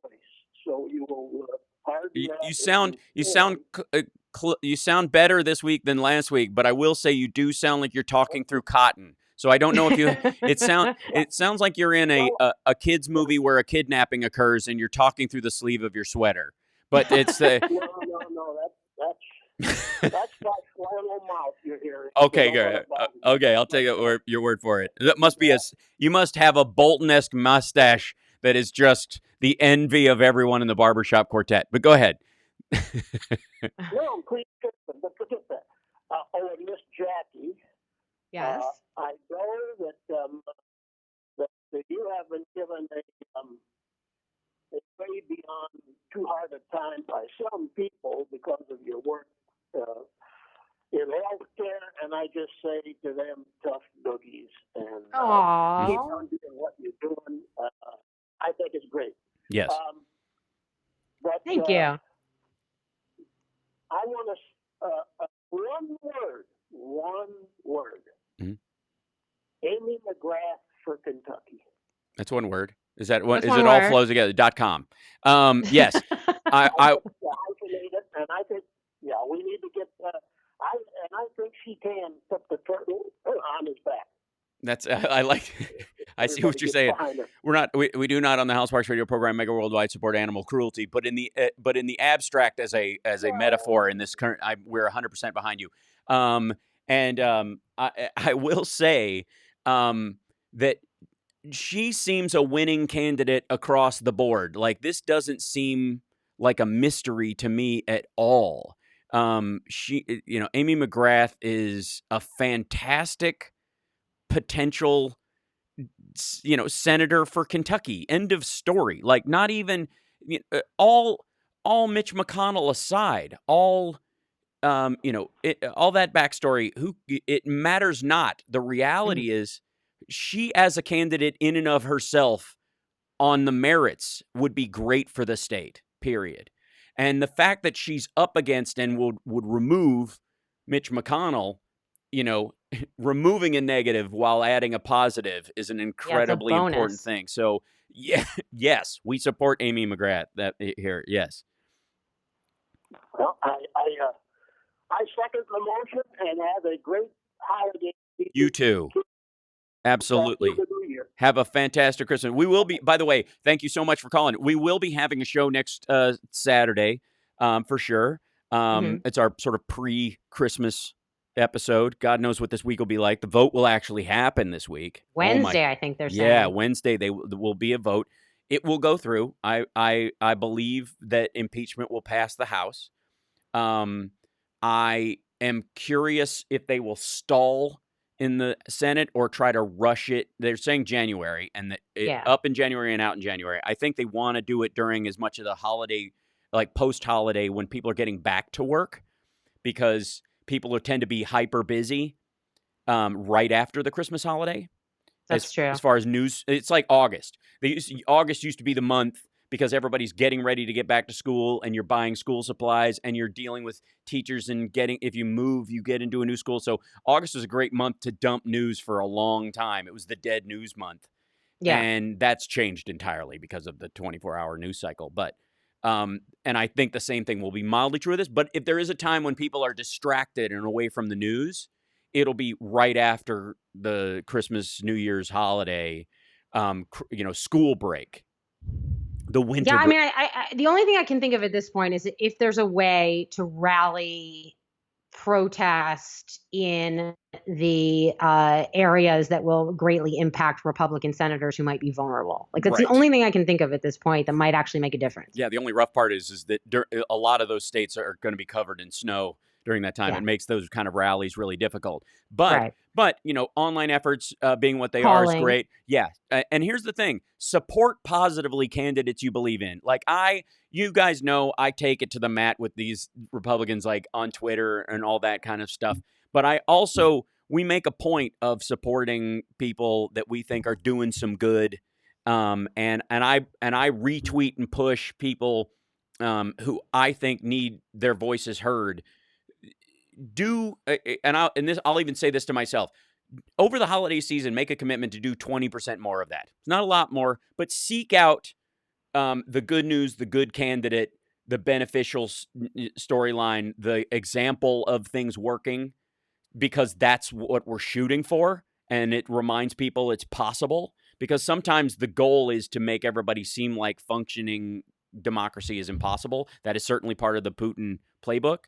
Mm-hmm. And so remind people that there are decent, hardworking, solid people working in the government all the time. Every time you're applauding one of the Democrats for taking these folks to the mat, understand this is somebody who was elected by the public, who is doing the job they were elected to do and really cares about their job. And so when people go, the problem with Congress, it's not all of Congress. It's not them. You're right. And you've got to go, it's that whole thing about everybody hates Congress but loves their congressperson. There's tons of that going on, which is super weird.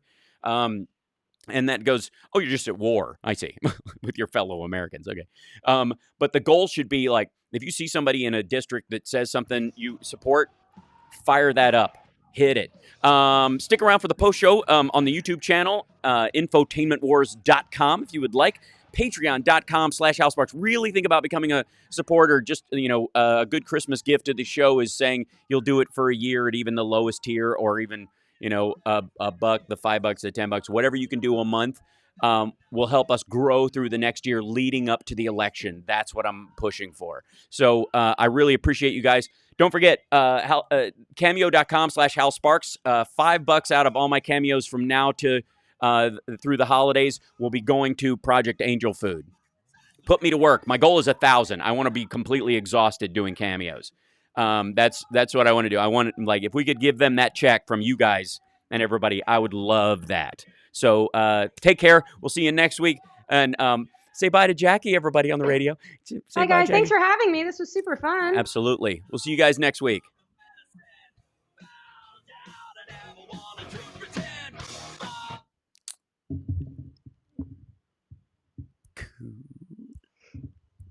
Three, 2, 1. So what do you do with your post show? You're about thanks, Al. See you next week. Yeah, thank you, Devin. Absolutely. Signing off on that side. Hold on. 3, 2, 1, gone. Excellent. Now it's just us and the chat room. Oh, nice. No radio, just streaming, just us. Hi. Hi, guys. Because it's a, it's a lot of it's a lot to juggle, technologically speaking, like where sure. because I realized after a while that, like, 15, 20% of my brain is segmented off going, are we still in the air? Are we still in the air? Are we still in the air? Because over the years, these guys know, the people in the chat room especially, holy smokes, they know what we've been through in terms of just like technology hooking up to Chicago. And then, of course, beyond that, the YouTube feed and all that other stuff, like the tooth pull of that over the years. So it's like I still have PTSD from shows that have completely taken a crap in the middle of it, or the dying tie line and all that kind of stuff. So, oh, really? So part of it, and so the post show, it's a great way to hang out with the chat, because sometimes as we're doing the show, it blazes by, or we're talking to callers, we don't get to see what they've said, but also, like it's a time to just kind of like fall back and go, all right, we can continue talking about what we're talking about, or we can go off on a tangent for a couple of minutes. So we'll do about... Like we need permission to go off on a tangent. Right. Well, you're new to this circumstance. I've been... and we can also swear at this point, I suppose. And thank you, Brad. And so this is like... this week especially, the Barr and McConnell stuff, like they're just saying it. They're just flat out going for it. They're like, that's the craziness of all of it. Right. Is that there's no hiding any of this anymore. It's like, by the way, we're talking to the White House, we're coordinating with the White House, we're going to vote against removing him, we're just going to go through the motions, we're not going to bother to call anybody. That's what it is, folks. Nothing to see here, moving along. Like, what happened to representative government? Right. Well, and I would even go so far as to say that this is the equivalent of if Tom Brady just said, yeah, well, you know what, we're just going to deflate the balls from now on, or whatever. I like them to grip better, or whatever. We're not going to tell the other team if we're doing it or not, and sometimes I might swap out the ball with a friend, and by the way, we're going to foil up our knuckles under our gloves and punch people in the huddle because we can get away with it. Like the Hanson brothers. So that it's bad. And I just don't understand where the backstop is for any of it. Like, there's no recourse. And then they bring it up to the Supreme Court, and Trump's doing his best to pack the court. So like we're not so slowly spiraling into an authoritarian regime or a dictatorship or a monarchy or whatever you want to call it. But this is not what our country is, and not what it's meant to be. And I can't understand why there aren't more Republicans willing to say enough. Well, I think... Are they that afraid of a mean tweet? Yeah. No. And chat room, I think it's compromat. I really do. Because that's the only thing that explains it. They've got to have dirt. It's got to be like... It used to be whatever, dead girl or a live boy, right? That was the old thing. Like, they had to have pictures of you with a dead girl or a live boy, which, I mean, just speaks to... Well, that's the rumor, right? I mean, I can take off my news hat and put on my, I spend too much time on the internet hat. Right. I mean, that's what it is with Lindsey Graham, right? There's something with young... Well, I don't know, but I would. I don't know. Gossip, I don't even know age. Yeah. But clearly there is. I mean, the belief that he is a closeted homosexual has been around for a very long time. Let's not split hairs about it. And it's the same thing that is felt about the most anti-gay mega preachers and the like. Right. And they always end up, family values conservatives. Like that's. Right. Like, because we allow you to be yourself. Like, it's that simple.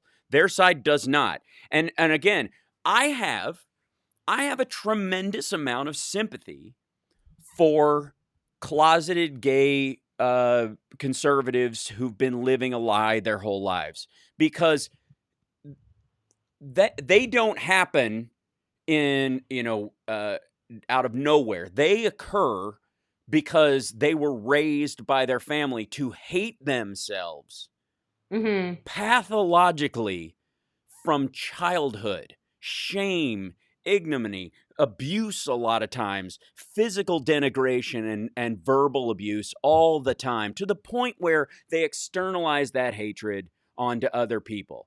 Now, my response to that is get help, stop inflicting your personal damage on the rest of the world. Everybody else has gone through crap too, and we don't blame other human beings for it.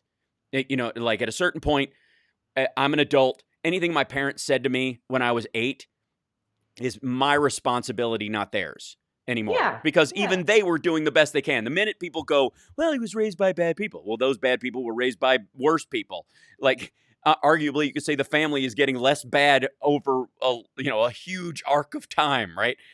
The point is, I personally think, if that is his circumstance, he's always followed around a leader anyways. He dovetailed behind McCain. He's now dovetailing behind Trump. He likes the tough guy front man for him. He's the little dog in the Warner Brothers cartoon. He's like, right, Spike? Right, Spike? Yeah, just kind of over. right.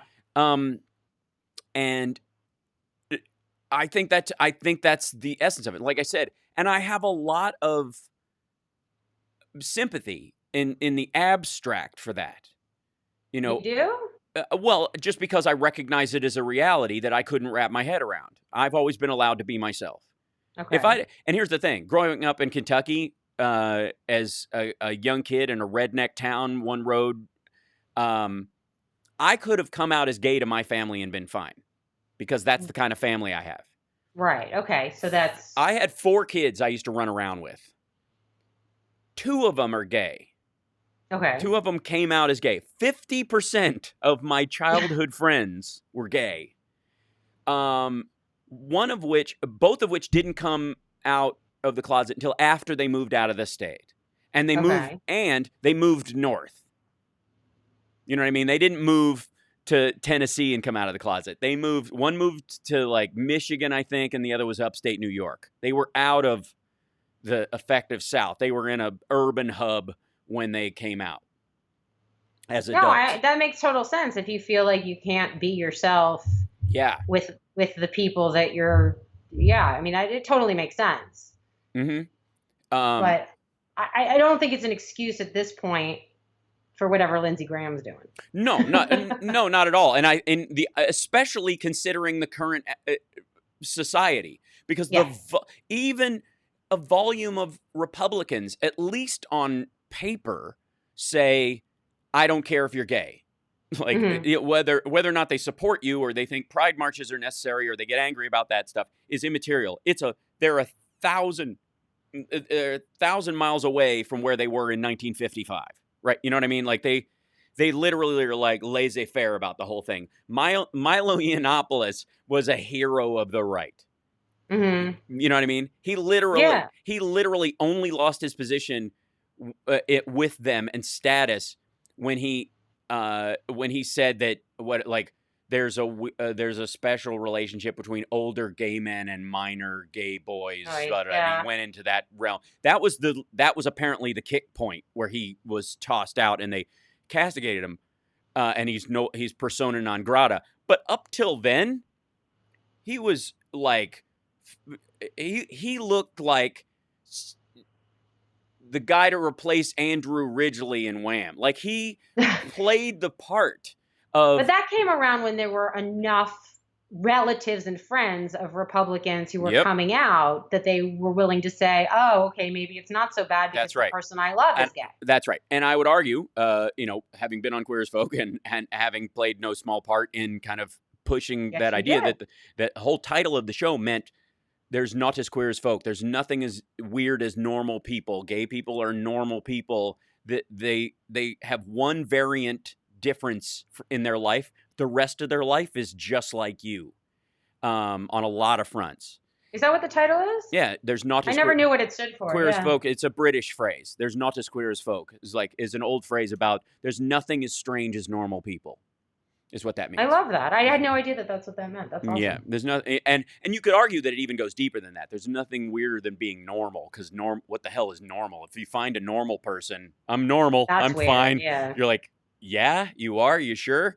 So that and again, right now, Lindsey Graham could literally come out of the closet, say, I have a boyfriend, we've been living together, he's Spanish, he's been living here illegally. He's an immigrant. He's from Barcelona, and he doesn't have papers, and I want to marry him so that he can stay here and live. Also build that wall. Also, Donald Trump is innocent. And get away with it. The Republicans would never they wouldn't. People go, yeah, we know. Literally, Lindsey Graham is one of those people who I feel like a lot of people believe has a glass door on his closet, right? Mm-hmm. Therefore, the excuse is gone. But I also understand that we may be dealing with people who are pathological. Where it is an abuse so deep from childhood and from adulthood and through their entire growth, not just like dad told me a pink sweater made me look gay, so now I have to hide who I am on one occasion, but a constant and never-ending denigration of gay people, quote, the homosexual lifestyle during the AIDS crisis, which was a new panic for those conservatives who went back into the closet because they were afraid of dying if they snuck out and were themselves. That's a really, odd place. And the timing of it is very specific. It's that it occurred, I think. We're getting some questions, though. I think we should address some of them. Sure. One of them was why do you think that the Supreme Court is going to look at Trump's IRS papers? Scary. Look at Trump's IRS papers. What are they like? They're going to look at the case of whether or not his tax return should be released? Yeah. That's his goal, is to get it to the Supreme Court so that they can say, no, you don't have the right to see them. Right. Which, are we at that point where anybody you put on the court should recuse themselves? I believe so. I mean, if somebody hands you the job, you're pretty much then feel an obligation to do what's right by that person. Right. I mean, I don't know, especially Kavanaugh, right? Well, of course. I mean, that's the clear one. But even still, it just seems odd, especially when it's a matter of personal protection. It's not, we're not talking about like, well, the president believes that DACA is a violation of law, so therefore, his two Supreme Court people have to drop. That's not the same thing, because they could. There's no groundswell for this on a legal basis other than just protecting Trump. That's right, and there seems to be no real upside, I guess, anywhere else. Like most of these constitutional purists that you see would totally be against any other president being able to hide stuff like that. I mean, of course, these are the people begging for Obama's birth certificate and thinking we have to be able to see that as a qualification, like before he can get on the ballot in their states, this kind of thing. Yeah, but that's just racism. Yes, I agree. But also, the malleability of the application of the law, again, is the problem that I have with it. Like, I don't mind if you have a consistently hard standard. You know what I mean? If you're a complete nutcase hardliner because you're like, no, nobody passes this line unless they qualify based on this because it's too important. I'll hear your argument about that because it's equally applied. You know what I mean? You know what I mean? We need to see, like, every president has to pass a national security, like, every presidential candidate has to pass a national security background check. I love to that. Run. Like, that kind of idea. Like, yeah, I love it. All of them would have to. And if there's, and if it's a good time in the early part of it to go, okay, so your opponent's probably going to bring this out if you actually run, but you might want to look at what we found and either go clean up your life or deal with this fact that this little loan comes from this dude, and that person is now in jail. You may or may not be aware of that, but everyone will if you run for president or whatever. Like, I wonder if Trump wouldn't have run. I mean, if we'd gone through that process, he wouldn't have run because he wouldn't want to put his laundry out there. No. If illegally he had to present his tax returns, he never would have run. No question. Because he's a fake billionaire. He's in debt. The dude has never had a day in the black in his life. No. Not a day. The Trump organization has never run on profit, not a single day, not ever, not once. Everybody. It's a big fat fraud. You don't steal from your own charity if you're rolling in it. No, right. Why would you? It's the weirdest thing. Like, you would dump, if you were a billionaire, you would dump money into your charity just for the trips you get to go, showing off the giant check. That happens all the time. They needed... He's stealing from charity. He stole from his own charity, which other people put money in, so he wouldn't have to pay taxes on money that he had to pay his legal bills with because he didn't have money for either. I guarantee he's paid zero taxes. Oh, yeah. Zero. Right. Well, I bet he's paid some taxes on the money he made on The Apprentice. That's probably it because that was public, but nothing else. Yeah. Although he probably more than likely used, the Trump Org as a loan out or whatever, but because he was an executive producer in it, there's more of a through line on what that is. Or there could be offsets with deductions and stuff like that. Oh, no question. Yeah. But definitely that's the only place it's ever happened because none of his buildings have ever made money. No. Not a one. And what a weird thing. I mean, like, that's one of the things, that for me anyways, like the massive amounts of debt that some people, some human beings are allowed to accrue for personal enrichment without ever paying it back, without any, like the rest of us scrambling for a credit score. Yeah. So that we can buy a house that we absolutely intend to make the payments on and really do care about, and we're gonna live or like in. a car to drive to work. Right. Yes. Oh, the loop, like all this kind of stuff. And then there's these folks who just roll up and go, yeah, I need a loan for $60 million for a building that I don't even have the land for yet. Based on what? The other buildings I don't own. Deutsche Bank lent him money. $600 million. He defaulted on the loan. Sued them. He sued them. Right. And then They they proceeded still to did lend it. him more money. Yeah. Well, that's because the money that Deutsche Bank was getting to loan to other people that was making them profit, which was on a much higher scale in the billions, Putin wouldn't give them that money unless they gave that money to Trump. Right. That was a fee. They were paying a fee to give it to him. Like, and even then they were like, well, we're not going to sue him. No. Like, we need to run that money through different locations. We need to get it cycled through. He's been money laundering for the Russians for decades. We need to run it through the New York real estate market and right out the door or whatever. Friggin', it's not speculation. I feel totally comfortable telling you that he has been laundering money for the Russians for decades. I still kind of like I find myself going back to that thought that Jeffrey Epstein got that apartment in New York, the most expensive apartment in New York City, $70 million. He got either for free or $1 from the dude he was like manipulating, controlling his money. Remember that? Like, oh yeah. Like, dude, what do you have to have on someone that they give you a $70 million apartment for free? Because that guy, by the way, did not see an arc in his financial well-being. He didn't go, holy smokes, I had $9 billion.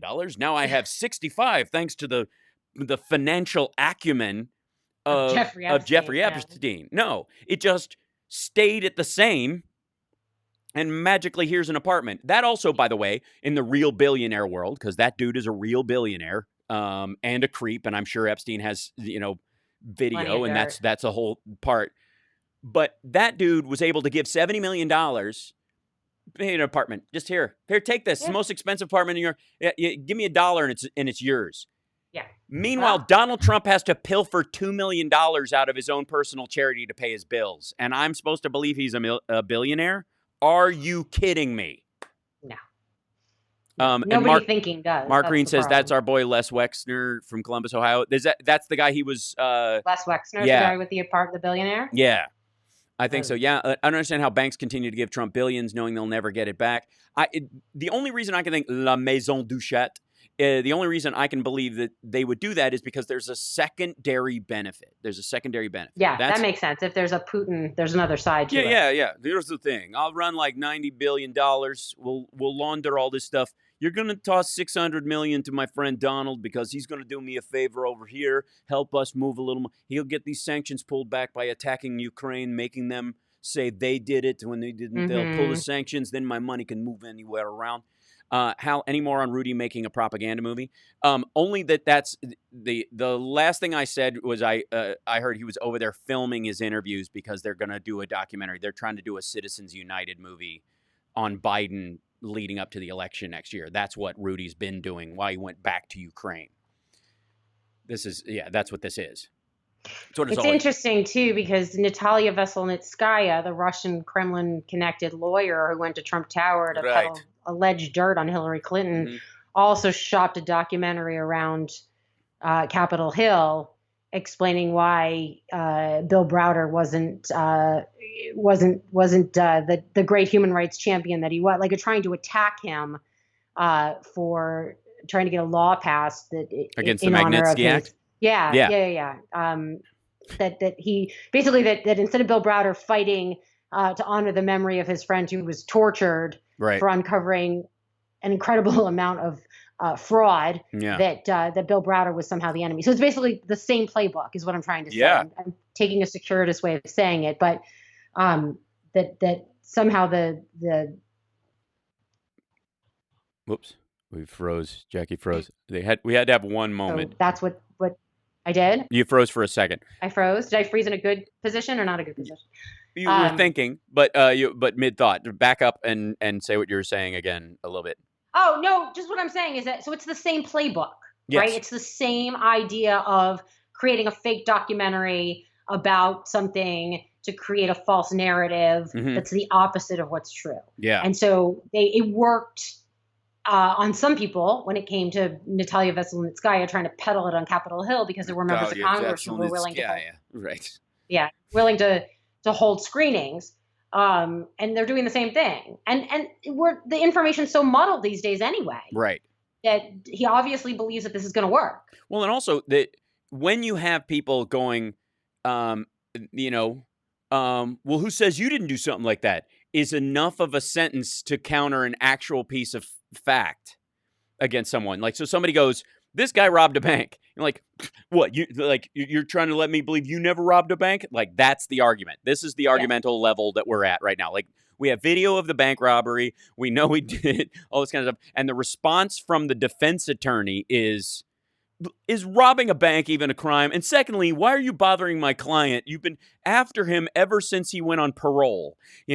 Like, he's never done anything wrong. Like, and it says, is Jackie reading the chat room or only Hal? I think she's peeking at it occasionally. No, I'm in. So I got to get going soon. But we do. Yeah, so we'll stop. We'll stop at the half-hour point if that's cool for everybody. Yeah. I was gonna say, fun fact is I started like 20 years ago as a chat room moderator. Wow. Back in the kind of IRC chat days. I was like on camera and then running a chat room for an interactive. Just you and Matthew Broderick and a bunch of floppy disks. And Hal. Yeah, that's right. Not you, Joshua. Hal, right. Yeah, Joshua. That's right. Shall we play a game? But that's so I love the whole interactivity. Hello, of Professor chat rooms. I love Falcon. that you've got this going. It's great. Yeah. No, it's well, hello. Bumped my own mic. I got very carried away. This week will be interesting to watch in terms of that vote. I mean, it's definitely going to be a nail biter. Yes, I think so. I mean, well, it'll be a nail biter. I mean, we know what the outcome's going to be. But it'll be a nail biter, I think, in terms of what happens to our democracy going forward. Well, like I said, I think there is a tremendous amount of value if Democrats know how to play this. And I think the Eric Swalwells of the world, are and the Kamala Harrises of the world are geared up and they understand tactically how to play this. Is that the Democrats impeach the president? Donald Trump has been impeached. He's the third president in the United States history. He has been impeached. Donald Trump was impeached. Like, that's going to be with him his entire life. If the Republicans don't, if they removed him with a sham trial that took 4 months and they just threw witness back against witness and dragged it out and made it this noise and then ultimately had the same vote at the beginning that they had at the end where they were never going to vote against him and kick him out, it would benefit them. But because Mitch McConnell's saying we're coordinating with the White House and we're not really going to call any witnesses, we're just going to get this over with, nobody really believes this, I think that works against them coming forward because I think it goes, they don't take this process seriously. These people don't take their job seriously. They will do anything to protect him, and that's an angle you can use in a general election as a hammer. Do you think it'll stick, though? Yes. I think it'll stick with a lot of people because there's a bunch of people, and I think that's those middle-of-the-road Republicans that people always talk about, or even independents or non-voters who go, I'm not angry about Donald Trump all the time, but you don't get to flush our democracy down the toilet just to protect yourself. You at least have to go through the motions of having a show trial for me to know that you take it somewhat seriously. You know what I mean? It's the equivalent of like what's a good legal, like, I mean, obviously the OJ trial. They're like wound up at the OJ trial. If they literally had the OJ Simpson trial and his people who thought he was innocent, were supporting him, watched it, and the judge said, yeah, we're not going to allow the defense to call any witness really, nobody believes this. And I've been talking to defense counsel this entire time, and like even people who were like, whoa, I think he's innocent. Have the trial. You know what I mean? Like this will hang around his neck forever, that this was a fake, that somehow because he's him, he doesn't have to go to trial. Like there's a bunch of people who would actually react that way. I believe. I think there's a lot more sensible and intelligent that's people. Interesting. Yeah, we'll have to see where that. If you think Trump is innocent, why can't he stand trial? If you think he's awesome and the sun shines out of his ass, why can't he sit in front of a bunch of people and go, because it's all a sham, yeah. Because it's all stacked against him, because he shouldn't have to dignify it with a response. Like that's the argument. That's the devil's advocate for it. No, the votes, it all happened by procedure. You don't again, this, to me, this is not about the argument the other side has any more than Benghazi was a real argument from the Republicans. But Hillary Clinton went down there and sat for 11 hours because it's not about her. It's not about them. That's what innocent people do. Right. Innocent people show up. Exactly. Thank you. Thank you for that. And secondly, you don't show up or fight stuff because of how you feel about the argument in a political, in a judicial setting or in a legal setting. You go because the legal setting matters to you. You know what I mean? You show up and you plead the fifth because you have the right to plead the fifth and you think these guys are stacked against you. But it's not the judge's fault. You think the cops planted evidence. You know what I mean? You show up and you go, they planted the evidence, Your Honor. You don't run for the border with the 10 grand and a mask. You know what I mean? Like, that's innocent people do that. Innocent people show up and go, Your Honor, I'm going to plead executive privilege on this because they just want me to drag out stuff that are important, deliberative, internal conversations just so they can make points because they don't like the way I talk. And they didn't even claim executive privilege. I know, but that's what I'm saying. But you do. You do, but he can't stand the questioning. He will fail. That's why they think perjury trap. It's perjury. That's why they went written questions to Mueller that were also lies. Wait a minute. I have to not, like, they can make me not lie. Like, that's terrifying. So yeah, so that's my theory on it. Is like, look, you don't go to court to deal with stuff because you agree with the charges against you.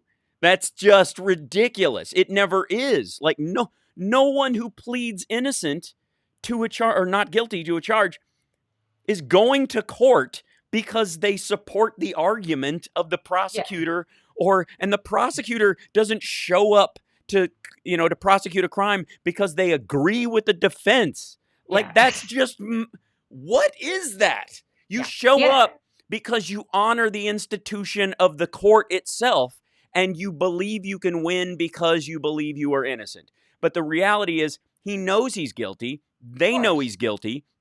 They know it's illegal. He knows it's illegal. He didn't the whole time, but he now knows it's illegal half the time, which is his only defense that he could possibly use, I thought I was just talking tough. I didn't realize they were taking me seriously on that. Now, the thumb on the scale and not letting the money out the door, that's where it got immediately. He knows it's illegal. They're hiding the words about it. Have you seen I just keep thinking this is the only thing we know about, right? And it'll be way worse. It's after this.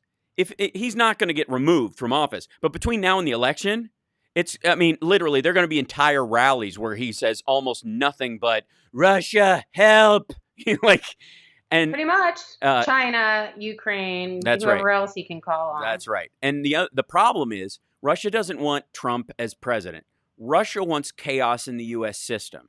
And if Trump losing on election night, even if he won materially, would benefit that goal, they will scuttle the election and throw it to the Democrat. I don't want them in at all. Yeah, there's no guarantee who they're going to. And look, he turned out to be a useful idiot. Trump turned out to be a useful idiot, but the goal was to sow chaos. Yeah, and that's still the goal. And I guarantee it, if they feel and it's working. Yeah, if they do the numbers and they go, if Trump loses, there'll be guns in the streets for the next 6 weeks. They'll do it.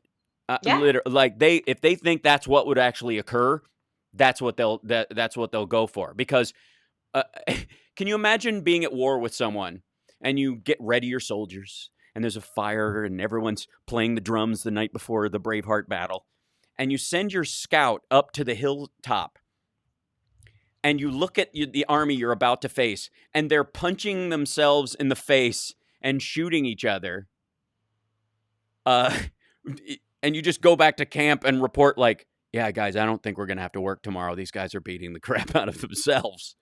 That's the goal. The Machiavellian undermining of another society, let them tear themselves apart, has always been the goal. It's way easier. And so, I'll fight back and forth with people online and even people that I'm vehemently opposed to, who I find despicable as human beings. I talk past them to anybody who might be taking their words seriously when I discuss them, which is why I always hold it within the realm of the same arguments I would have with friends in a parking lot after the end of a movie. You know what I mean? I always keep it within those bounds. So if I call somebody a fucking idiot in that context, it's only because you're fucking, you didn't even see who, of course that's the killer. They showed you in the 30 minutes in, you knew that's the person who did it. That kind of thing. I keep it within those bounds because I think it's incredibly, important. So that's in and of itself, that's not going to be in my chat room. Thank you. Goodbye. So the idea is, again, look at the statistics and the other stuff. Watch out for fuzzy bunny videos and stuff like that, and don't follow anybody that you don't know who they are. If they're not a blue check and you know for sure who they are and you can hold them accountable for what they do, or you haven't seen them on TV or something saying this is my hashtag, this is my screen name or whatever, and you know it's the actual one. Mm-hmm. Don't take anything they say as reality, unless you've interacted with them over. And be a conscientious consumer of all the information posted online. Yeah. Right. Right. All right. I got a bolt. I heard a rumor that there's actually an outside today. So I'm going to go check that out. I don't buy that at all. It was raining when I came out to the studio this morning. So was it really? Yeah. It was spitting over here. I'm over in the valley. So yeah. Oh no, it's so. Anyways, all right. I'll let you sign off. Everybody say bye to Jackie. Everybody say bye. Thank you guys so much for having me. And yeah, for being of course. So welcoming and warm and making me feel all fuzzy inside. Thank you. It's so sweet. It's wonderful. Right. And we'll have you on again or whatever. And don't forget, guys, Wonky Dunk. And it's just more of this, really. It really is. Except we get a little more specific at times. A little bit. That's true. But only patrons get to see the video. Only. That's it. So there you go. So everybody's saying bye-bye. Do you see them all? All right. Aww. There you go. Yep. Cool. Thanks. Bye, Jackie. Bye. Hold on. Let me see if this is there we go. All right. I'm hanging up on you. Bye. All right. Bye. Bye. Cheers. Mwah. Bye. Excellent. All right. Chat room. I think we're alone now. Booty.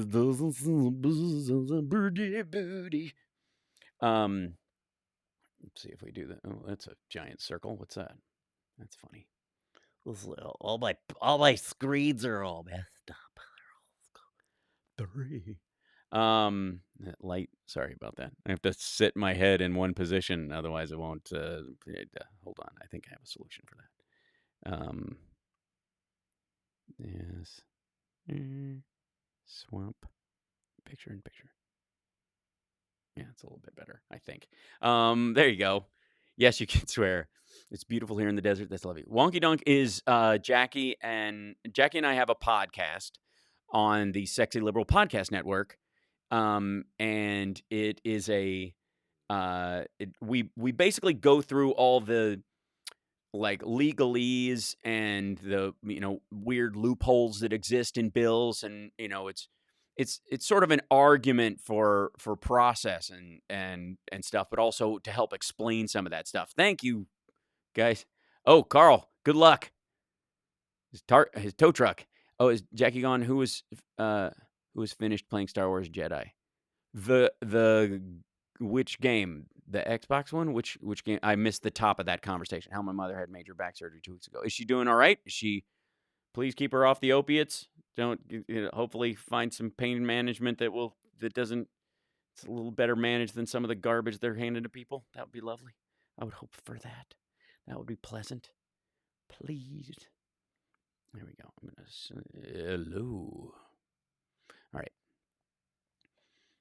Fallen Order, right? Oh, I see. Jedi Fallen Order, right? I have not even started that. I'm still mucking about with the new Call of Duty. So there you go. Good luck, Carl. Yeah, there's always double me. I think it's good. There's a couple angles. I don't know why this guy's so fuzzy today. It's so strange. It's usually the sharper camera, but there's something up. I'll figure it out. But yeah. Let's see. I want to roll back excuse me, through the chat and let's see. Get you guys on here. Still playing Skyrim. Look at that. Old school. House setting to physical therapy soonish. Pot soonish. I see. Looking still for the right pot. I see. Russians plan to disrupt system is to back Dems this time around and have their help leak out. I wouldn't say you're wrong in that circumstance, Jim. And again, that's why I'm saying take it with a grain of salt and watch out for the stuff that seems to be on your side. You don't have to be a jerk to it until you're obvious. Like my test point is I'll throw somewhere in a chat thread like Putin has sex with mules, and a couple of the accounts will go, hey, like they're gonna get their pay docked if they don't protect him, and they jump in to support him, and I'm like, oh yeah, that's what you would do. You wouldn't. A normal person would see something like that and just go, all right, whatever. But if you had to jump in and go, wait a second, then I'm like, all right, you're on team Putin, clearly. Cheers, Craig. Have a great one. Let's go.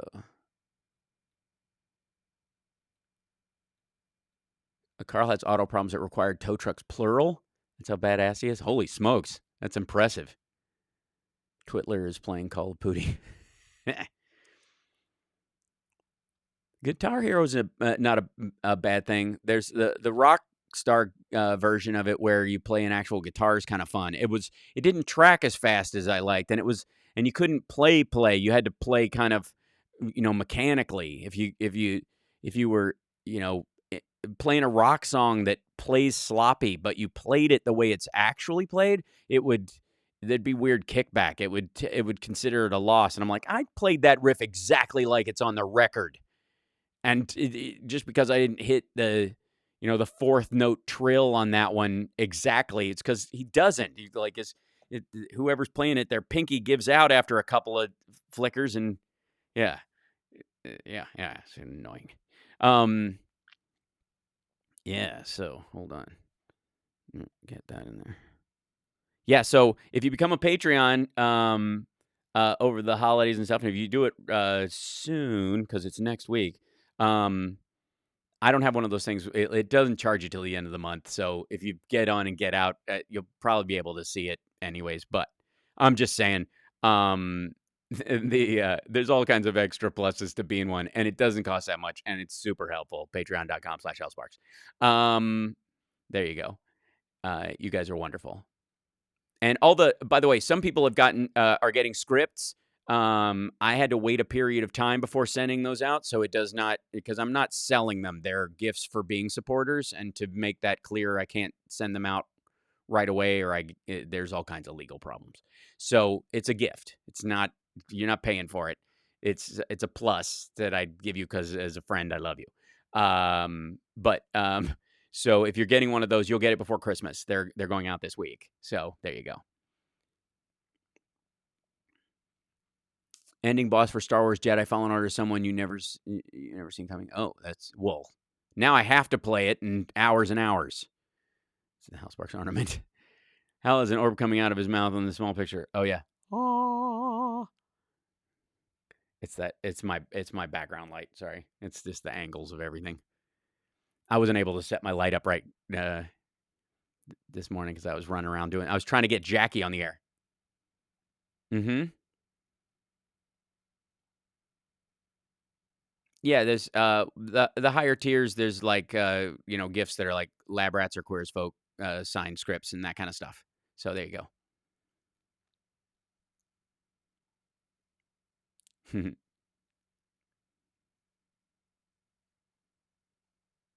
It's Admiral Akbar, isn't it? Hi, Amy.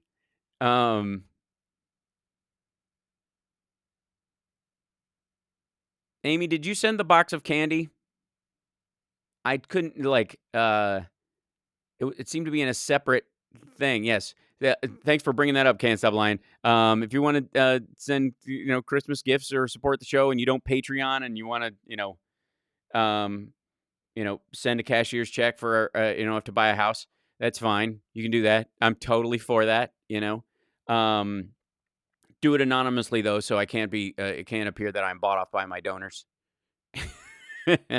But yeah, so Amy, was that the box of candy? Did you send that? But I appreciate your personal super chat. By the way, I did not. Maybe it was Amy, right? Oh yes. Yeah, because it said Amy on the front of it, and I think it may have been Amy Wright, but I wasn't sure. So there you go. Cranium, double cranium and small. Yes. This is so why are you so blurry? It's such a weird. I gotta open up the the hood on that camera. It might just be that there's something on the lens. I just gotta clean it. It's been traveled so much lately. That's the problem. It's a trap. At that point, General Solo will proceed to help us. Yeah. Send me a box of wires. That's right. Yeah. Just if you have a crate of mics and XLR cables, fire it off. Right. It's great. This is great. Yeah. Okay. Well, yeah, because Amy Wright's not with us for a while or whatever. She sent a couple of letters and that kind of stuff. She's all about the snail mail. So, anyways, Amy, if you're watching but you can't be in the chat or whatever, thank you for the candies. I appreciate it. That's very sweet. I screen cap so that I have Hal's fingerprints just in case. Well, I use facial recognition to open my phone, so you have to pay for a really well done 3D scan of my face to open my phone. Patreon is listing limits, only XX remaining for each level. Yeah, I put limits on them. I'll add other tiers later. But that was just because at one point I didn't even think we'd get over 20 patrons. So I'm still amazed, and thank you guys, and you're wonderful. Oh, thank you, Kelly. Can you please check your Patreon messages? Yes, I will. Indeed. Be aware the GOP is putting the post office for sale soon. Yeah. They've been trying that forever. They'll never get it through. I mean, what happened to Carrie? Hal, did you scare her away? I think I did. Here's a question. I was talking to Jackie about this, and this might be a can of worms, but I think it's it's a worthwhile conversation to have, okay? Because I mean it from a good space, and I'm genuinely asking for opinions and guidance on this. As someone who believes in trans rights and who believes that trans people are real humans who exist and should have all the protections that everyone else in society gets. Understand, that's where I come from as a base. This is where I'm coming from. This is my starting point. And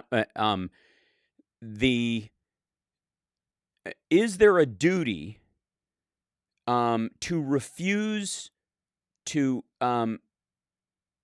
use cross-sex pronouns for someone you believe is not trans and is LARPing and is in a sense making a mockery of trans people in what they are doing? Or do you just automatically have to use their pronouns even if you believe that they are not being honest? It's an important question. I could probably do I'll do a video coming up that kind of explains it. But there's a Canadian trans person who gets talked about online a good deal, who they alleged trans person. That's the problem I have.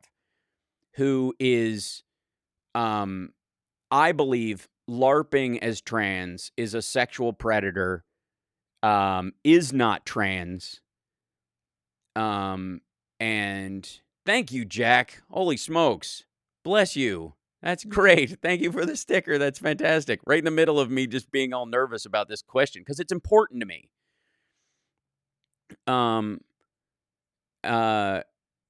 Evernum, I agree that let's table that conversation for another time. Why use the pronoun and speak to people by how they want to be referred? This is the problem I have, Edward, and it's very specific. It's a very specific thing because I believe in using the pronouns people want to use. I have no problem with that whatsoever. It's totally cool. And I think it's respectful, and that's how I choose to live. I don't necessarily believe in the codification of law about it, and I think normal harassment laws usually cover this kind of stuff, and I think it sets up loopholes in future that can be acted upon. That's a whole other conversation. We talk about that on the Wonky Donk a little bit. But there's this trans person. I'm not even going to bring them up by name yet because I don't believe in using what they allege is their trans name. But I also am not going to get my video flagged by using their, what a trans person would refer to as their dead name. So, and the issue I have is that on the one hand, you have trans people who are fighting for their rights and recognition and protection, and wholly separate from these genuine human beings is someone taking advantage of the growth in legal protections, and is a predator acting on underage people and suing businesses and all that kind of stuff. Margaret says, it's not your job to decide if someone is honest, just as they don't get to judge your honesty. Use the pronoun which you honestly decide. Well, then I would use a he for them. One does not actually use those pronouns when speaking directly to the subject, though. Such pronouns are only when speaking about them in the third person. Agreed. You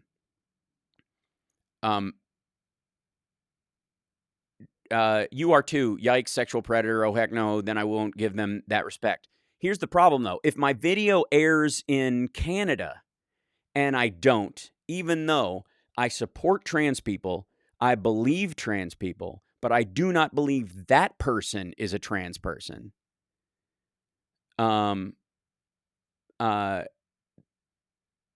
then I can still be flagged because there is no differentiation. Hal, are you asking about those that you feel are using them for a manipulated person? In this case, I'm asking about I'm talking about a very specific case. But it's more in the abstract.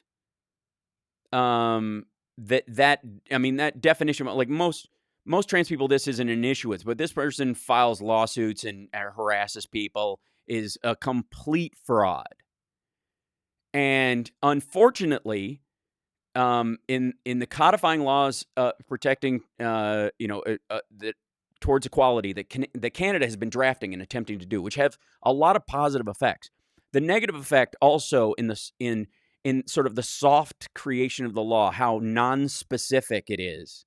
It allows this person to harass, use the courts, and basically torture people out of business, and also uses it as cover to say they're being attacked when they are acting in a predatory fashion towards underage people.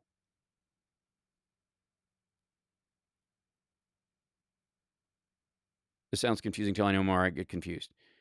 I would call out the predatory behavior and focus on that. How maybe not referring to them works best. Well, I mean, it has to be addressed. My issue is with the law that's meant to protect trans people is protecting this person.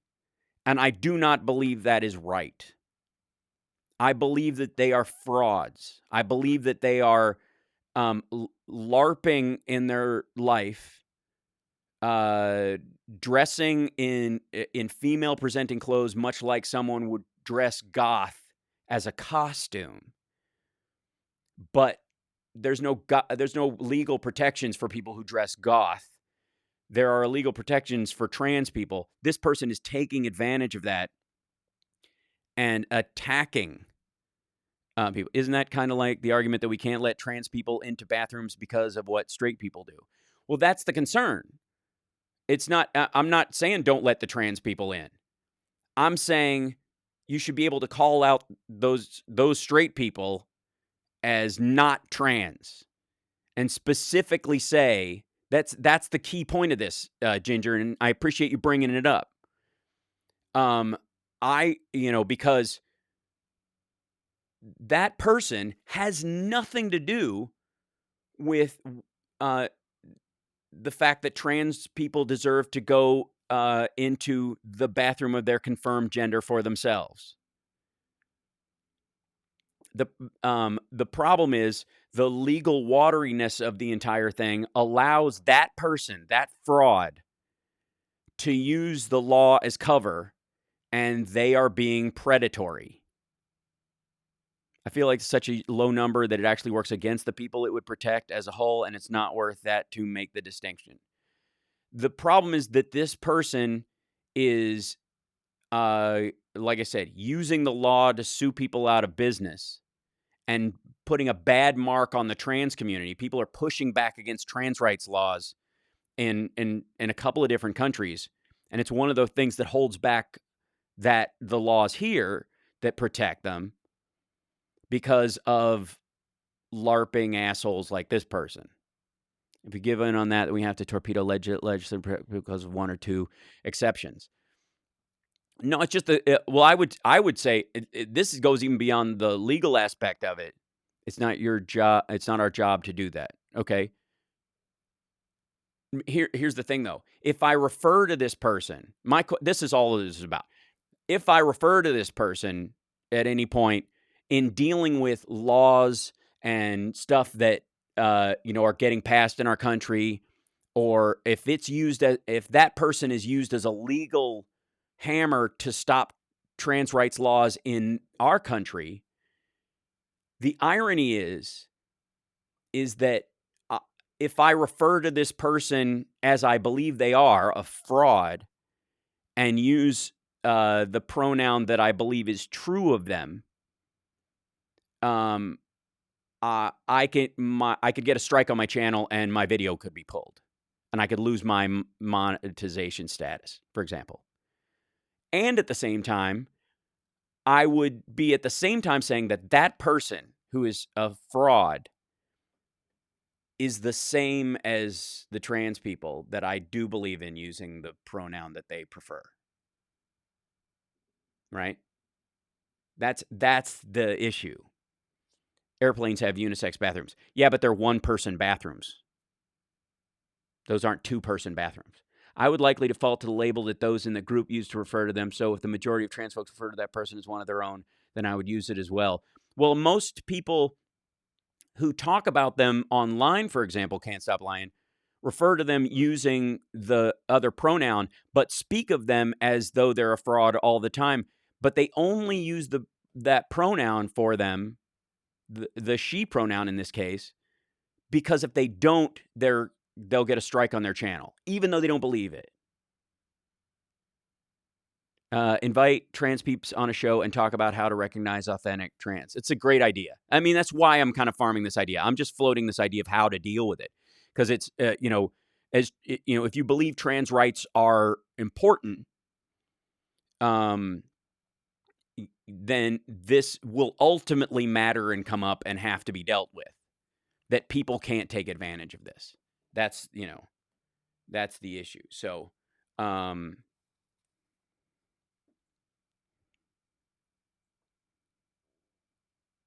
see.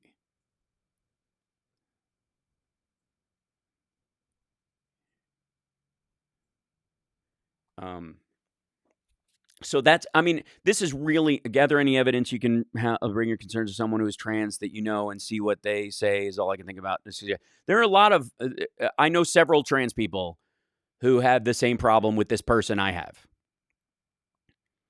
I have actually not run into a single trans person I've spoken to about this who doesn't agree with me about that person.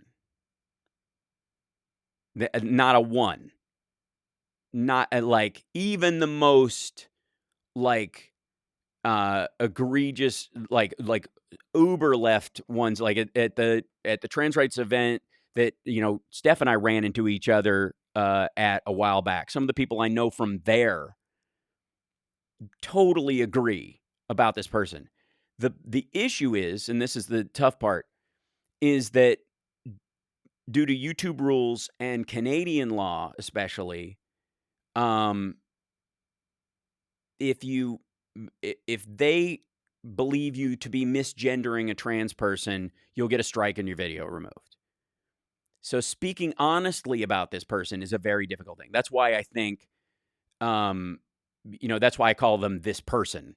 And that's why I'm not naming them by name until I figure out a way to do this without addressing it. Because I feel, as someone on the left who cares about trans rights and would like to speak of it in future, that this person is going to be used as a cudgel in future unless they are dealt with. Allow those in the trans community to show us how to be more productive allies for them. Well, that's the thing. That's what I'm working on. And this is something you could argue this has nothing to do with him. This is a straight male pretending to be trans. This has nothing to do with them. This is our mess, then, I would argue. You know what I'm saying? So I'm really trying to work out how you do this, because I feel this person is taking advantage of the rights that trans people are just now getting and using them as a cover, like some people would use, like the extreme. There was an Anthony Hopkins movie, Fractured, I think is what it's called, with Ryan Gosling, where he plays a guy who shoots his wife, right? And he gets off because of double jeopardy, or he gets off, and then they can't get him for double jeopardy. And his wife actually isn't dead; she's in the hospital, but they're not expecting her to live. She's brain dead, basically. And he goes in and pulls the plug, and then they arrest him for murder. Because he admits to it after, but they can't go after him. And then he goes and unplugs her and he goes, yeah, no, you're being tried for murder now because you admitted that you shot her to kill her, and now you've just unplugged her. That's murder. And so that whole time, the trans community, right, Ginger. This isn't them policing their own. That's what I'm saying. He's not one of their own. This person is not trans. They are not. And it's awful to lay this on trans people like, you guys got to deal with this dude. That's what I'm saying. He shouldn't be their problem. That's, you know what I mean? Like, that's the hard part.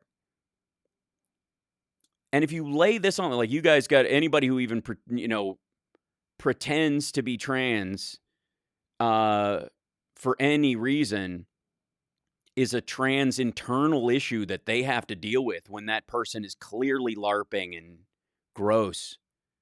Thank you, Thomas. Is that, I mean, you could argue that's a cishet problem, right? That's on us to clean up. That's the weird part. This person is a police problem, but not for some of the other stuff. And it will probably end up being a jail issue. But again, they're going to be this person is going to go to jail for like violence or for sexual predation towards minors, towards minor females, and argue that they must be placed in a female jail. Well, that's kind of what I am, Jen Becky. I'm saying this person most of the time. The problem I have is that it just leaves it open to kind of, well, this might be trans people, and trans people might be like that. They're not. I don't think it's our job. Our job is to police other cisgender folks who refuse to call anybody their chosen gender. Yeah, most of those people, you and I they don't talk to us or don't care. Most of the social cleanup we're doing around straight people is just like, oh, this is, there's been a shift in terminology. You might want to catch up. And by the way, I still consider cis a slur, but yeah. And yeah, I don't use that term. I don't like it. That being said, this person is not a trans person. Let me be abundantly clear. This should not be on the shoulders of trans people to have to deal with this. And at some point, the very people who refuse to properly gender trans people are going to use that person, because they are an overt force, as a weapon to limit laws to protect them.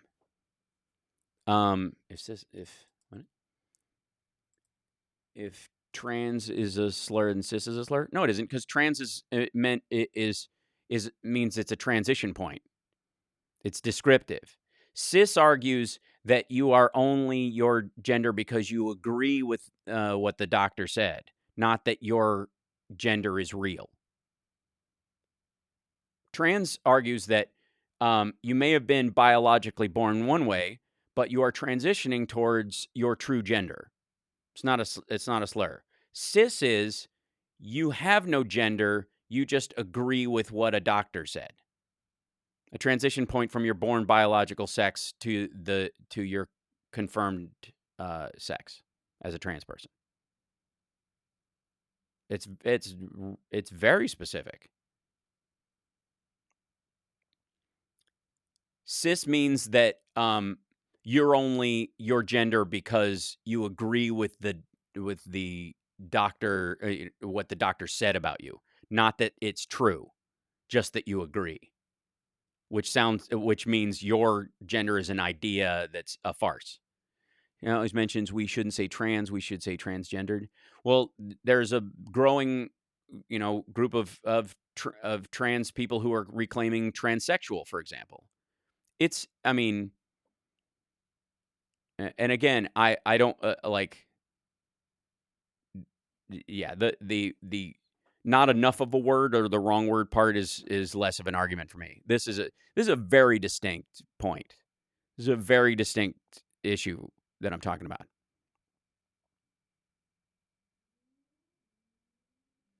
Let's see. A wood test and there would be easy to prove. Well, yeah, I mean, like, at that point, do we do arousal brain scans before we put somebody in jail? Does that mean lesbians have to be moved to the male block? I mean, it's just weird. But this, that's the question. This is not something that's just happening, just like someone in the abstract. This person files multiple lawsuits, tried to get businesses shut down, was successful in doing so. So what's the term for those who don't agree with the gender they are biologically assigned? Trans. Who don't transition. They're trans. I don't know what would do. Is there a name needed for that? If you don't agree with the gender but you don't transition, then you don't have gender dysphoria in theory. I like disagreeing with. I mean, I don't know what part you're disagreeing with. Genitalia, or because transition suggests they're coming to accept they are another gender correct. No. Transition suggests that they are transitioning, either biologically, physically, hormonally, to the opposite sex. Not that it's transition is about the acceptance of it. Trans people, I think, largely know, whenever they find their, they recognize that they are trans. That's the end of it. I don't think there's a slowly over time.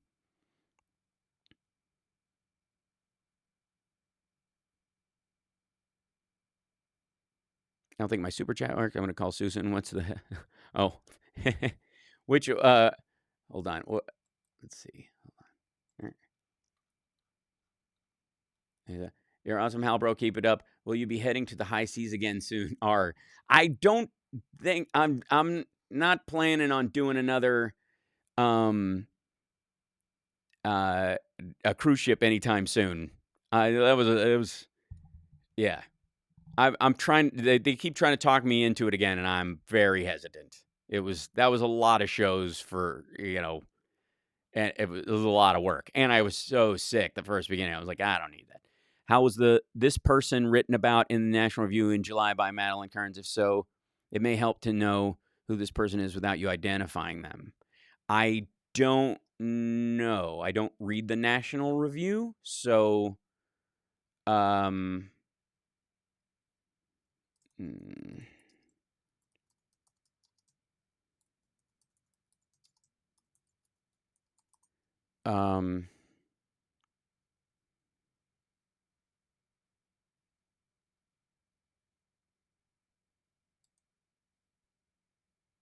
let's see who.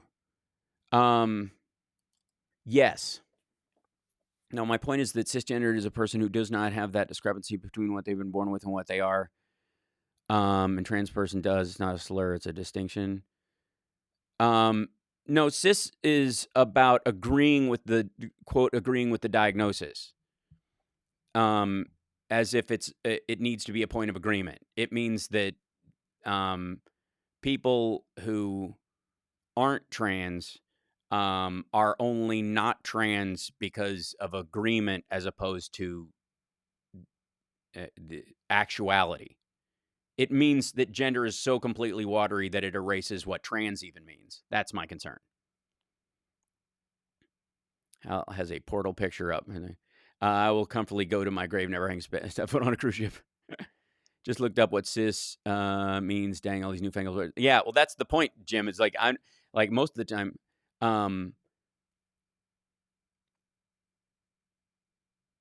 Yeah. So are you saying you feel a sense of responsibility to identify the wrong in an appropriate way so that it does not place transgendered at a disadvantage and make it an issue where one does not exist? Yes. That is precisely what I'm saying. That I do not want to call this person trans or give them the benefit of using a trans pronoun because I feel it contributes to the fraud that they are perpetrating. The irony being that if I do not do so, because of a genuine belief and support for trans rights, I will be seen as being, I'll get a transphobic strike on my channel if I discuss it. Jim, it depends on who you ask. Physical transition people will say are now, transsexual. That word is coming back a lot. That used to be the main word, and then transgender became the more fluid, open version of what that means because it incorporated non-binary people and stuff. Which, again, there is no legal definition that's been worked out on any of these things, and that's what this person is taking advantage of. I just think it's hurtful to trans people to refer to that person as trans. This person I'm referring to. I think it is disgusting to include that person with trans people because the trans community already carries this as if it's part of their problem, and it's not. You can avoid that by not using the pronoun at all. That's why I've been saying this person. But if I speak about this person, I'm going to use a pronoun for them that's appropriate to who they are. Because if I just don't use pronouns at all, then that means trans people's pronouns don't mean anything. You don't have to call them what you believe that they are, because there's plenty of people who do that to legit trans folk, which is why we're having this conversation in the first place. No, I believe this person is a fraud, and allowing them to squat on trans land. I'll use language that'll jack it up for people. Allowing this carpetbagger to colonize trans land for their own use. You think that as a not trans person, let's hear what the trans... I've spoken to the trans people. Every trans person I know thinks this person is a fraud. The problem is the Canadian government, if I mention them in a video and I speak openly about it, and I use the pronoun that is appropriate to them, will strike my video. It's not about my social interaction with trans people. This isn't a person to person. I'm basically talking about this, Ginger, from a point of view of, if I speak about the news, imagine if you will, that Republicans decided that Trump's name from now on shall be Lord God Almighty. And he changes his Twitter feed to that, and I have to refer to him as Lord God Almighty from now on. I'm not going to do it out of respect for people with deep religious beliefs. You can say all that without using a pronoun. It's a dance. The problem is, you should use his regular pronoun for him. What do the trans people call him? They fluctuate all over the place because they're having a hard time doing it. Most of them, in private and not on video, call him a him. But when they do videos, they have to use the female pronouns for them, or their videos will get a strike. You see what I'm saying? Not because they wouldn't speak openly about him, but because the rule about it would get them basically get their video struck or kicked off. And I would argue that there's a value in arguing for trans people against this person. That it is actually pro-trans to not gender this person the way that they are saying they should be gendered. That's the issue. This is an academic discussion, and it's important. But who here has not said the words president and Trump together since he got elected? Right, but if you were forced to legally, if to say Trump in this, you had to say his honorable the honorable President Trump. if you had to put that before his words legally, this is a good takeout. DUI is a total POS fraud, not representative of many good people. Exactly. That is my point. And I think it's horrifying that the trans community has to carry that person around. And I think the straight community has a responsibility to go, that person's not trans. That person is a heterosexual cretin. He's a he stealing from these people. That's what matters to me. That's what irks me. That's why I think, and that's why it needs it. I'm not going to jump right into it. That's why I'm trying to work this out. That's why I'm asking, and that's why the conversation. But but insofar as my assessment of this human being, there is no fluctuation. Absolute scumbag. There's no question that this person, in my mind, and I appreciate the trans friends that I have, the trans people I know. I love them and support them. I want them to have free and expressive lives to be themselves, and I want them to have every right that they can possibly muster to keep them on even keel with everyone else. But I don't like that they have to own this person, and this person gets to LARP and steal protections from the Canadian Code to protect themselves. We're live. Hi, how are you? Good to see you. This matters. You know what I mean? It matters. And if it isn't dealt with ever, it seems to me that it will just default into he's one of them. And he's not. I just worry that it muddies the argument around pronouns to the greater harm of the people it's supposed to help the most. And what I would argue, Ginger, and this is that's where my thinking is coming from, is that the longer you allow that to sit as that they are legitimately trans, when everyone knows it's a farce, and you can't call it out because legally you'll get busted for it, not because you don't believe in trans rights, but because you're just not allowed to. Anybody who says that it gets the immediate protection of it, undermines long-term the rights of trans people and puts them in danger. That's it. It matters. When so many people refuse to go by pronouns at all, thinking they can call someone what they think they are rather than what they identify.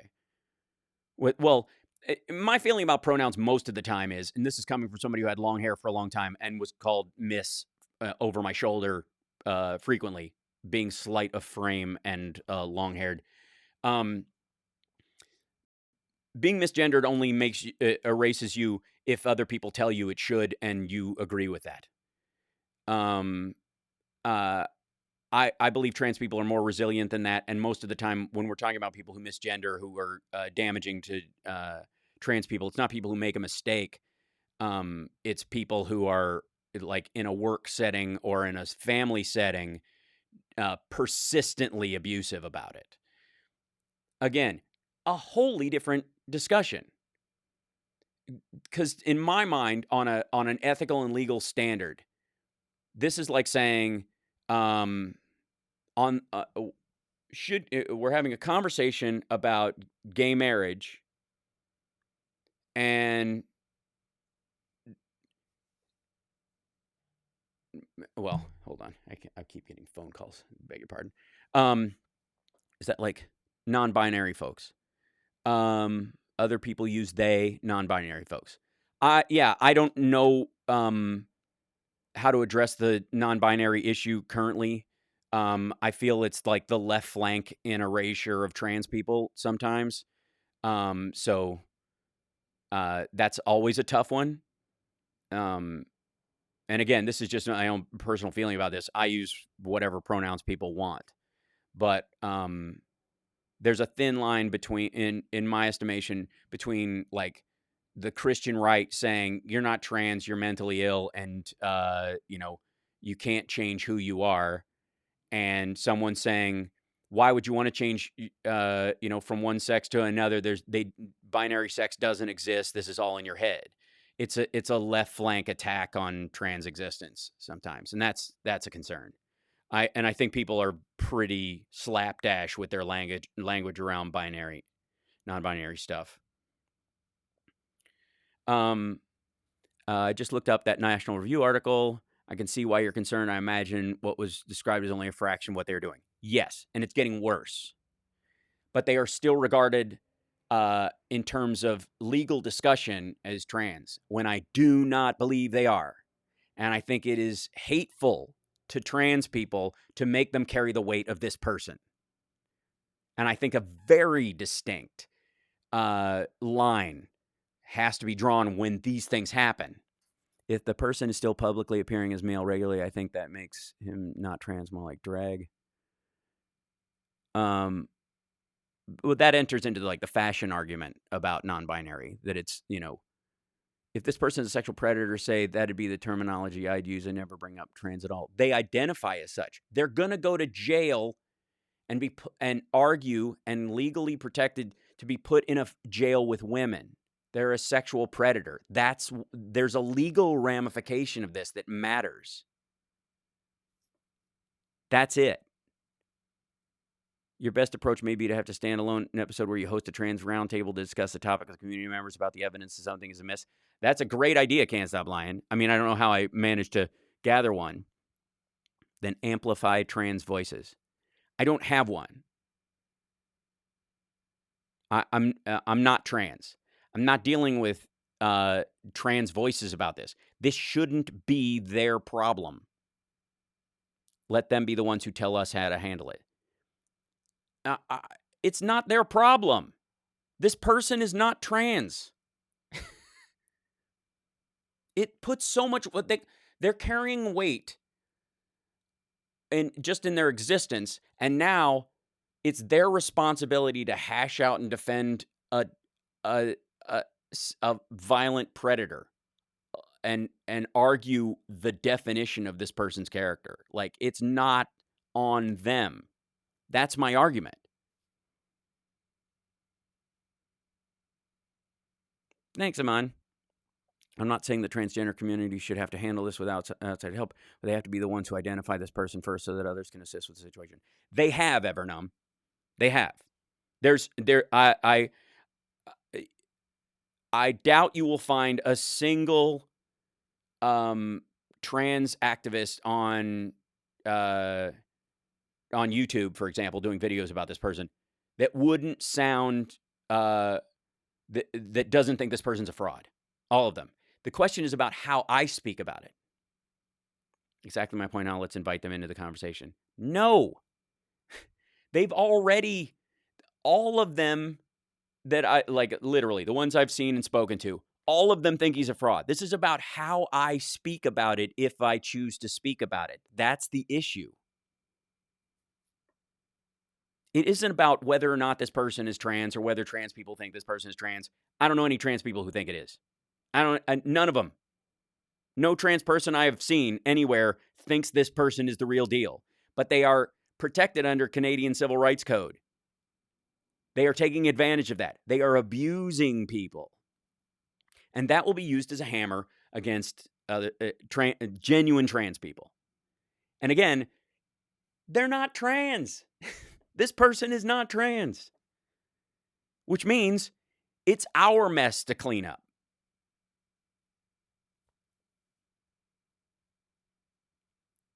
And so if I'm going to talk about this, and I think it's important, Hal, if Hal came out saying he was black and we clearly see that he isn't, should African Americans come out to say he isn't black? I mean, it's a great example.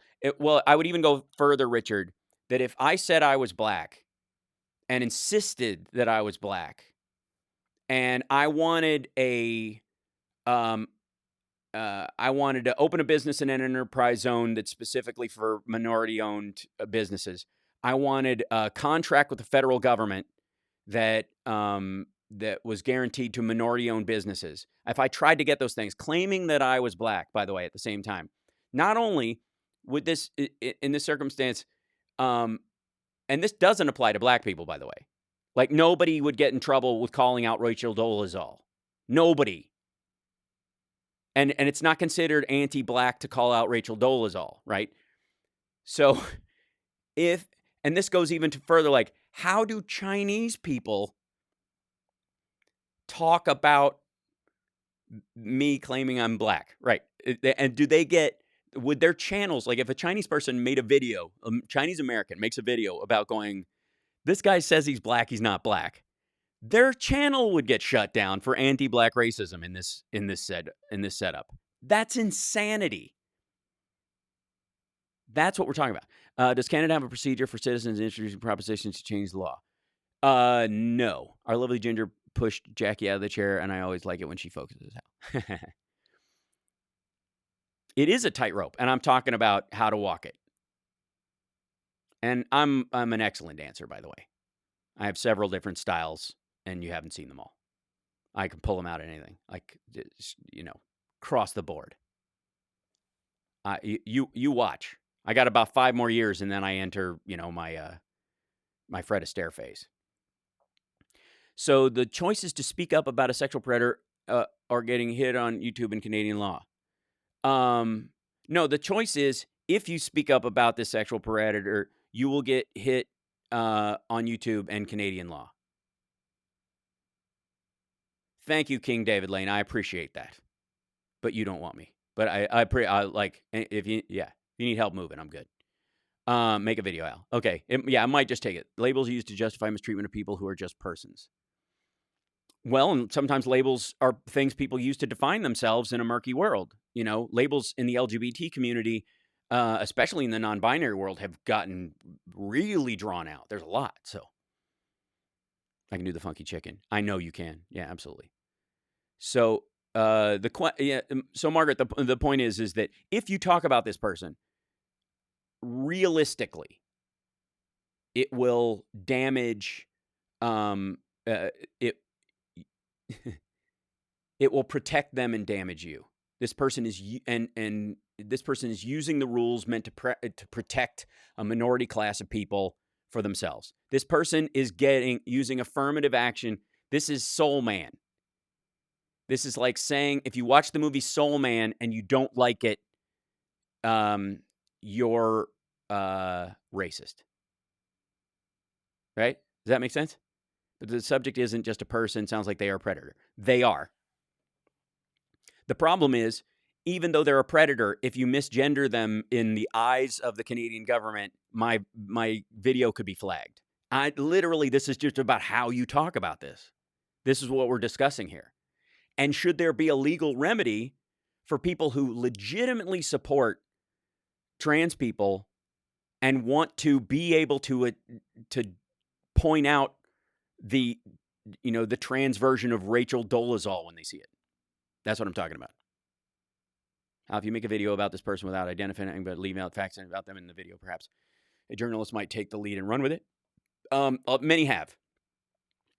It's just, kind of my take on it, and it's going to come up at some point. My point of having a sort of forum about trans folks is to allow average people who aren't aware of these things to see the direct feelings and POV of trans folks, giving full context. I agree, can't stop lying. I think that's true in the abstract about trans rights. Great idea.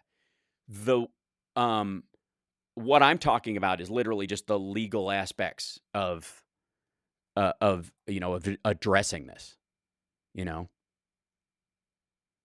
So, anyways, it's a thought. I appreciate you guys helping me walk through this. It's a lot, and I appreciate you guys having the conversation with me.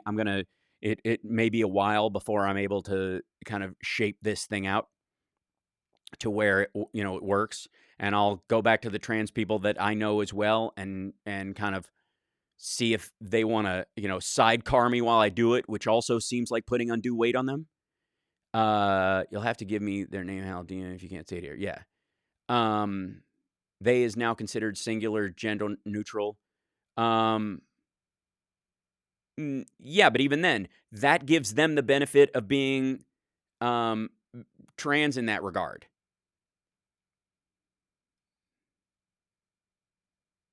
It still puts this person on the shoulders of trans people, and I'm just not willing to do it.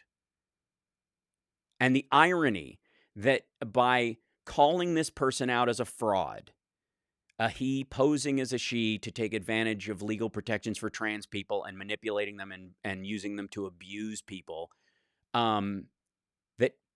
That if you call that out and you're very direct in stating your belief that you do not believe this person is legitimately trans to protect trans people, the law says you're transphobic, that it is a transphobic attack. That's the weird part. That's what I'm talking about. Ginger, using the they them pronouns still gives them the benefit of the doubt in that situation. It's a he him. It is. It's and again, it does not do the trans community any good to pretend that this person is part of their group. It's just wrong. That's the hard part. That's what I'm trying to work out. And the law, the legal pushback that would be required to guarantee that when someone is fraudulently doing this,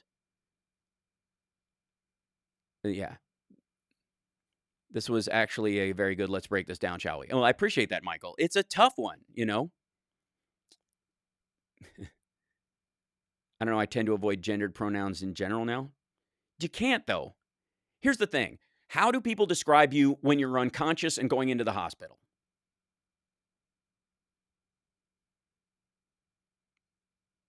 I mean, that's one of the biggest issues.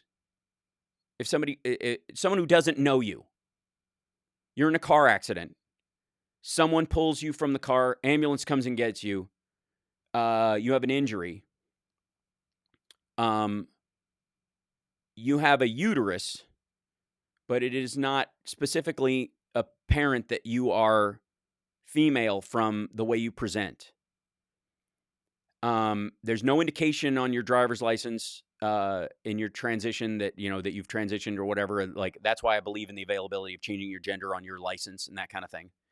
But with a marker that lets people know in case you are found in a state where you are not able to explain your circumstance, because how a surgeon reacts to your needs or feels about your physical body in the crucial moments after an accident matter. Those kind of things. So those will come up. So that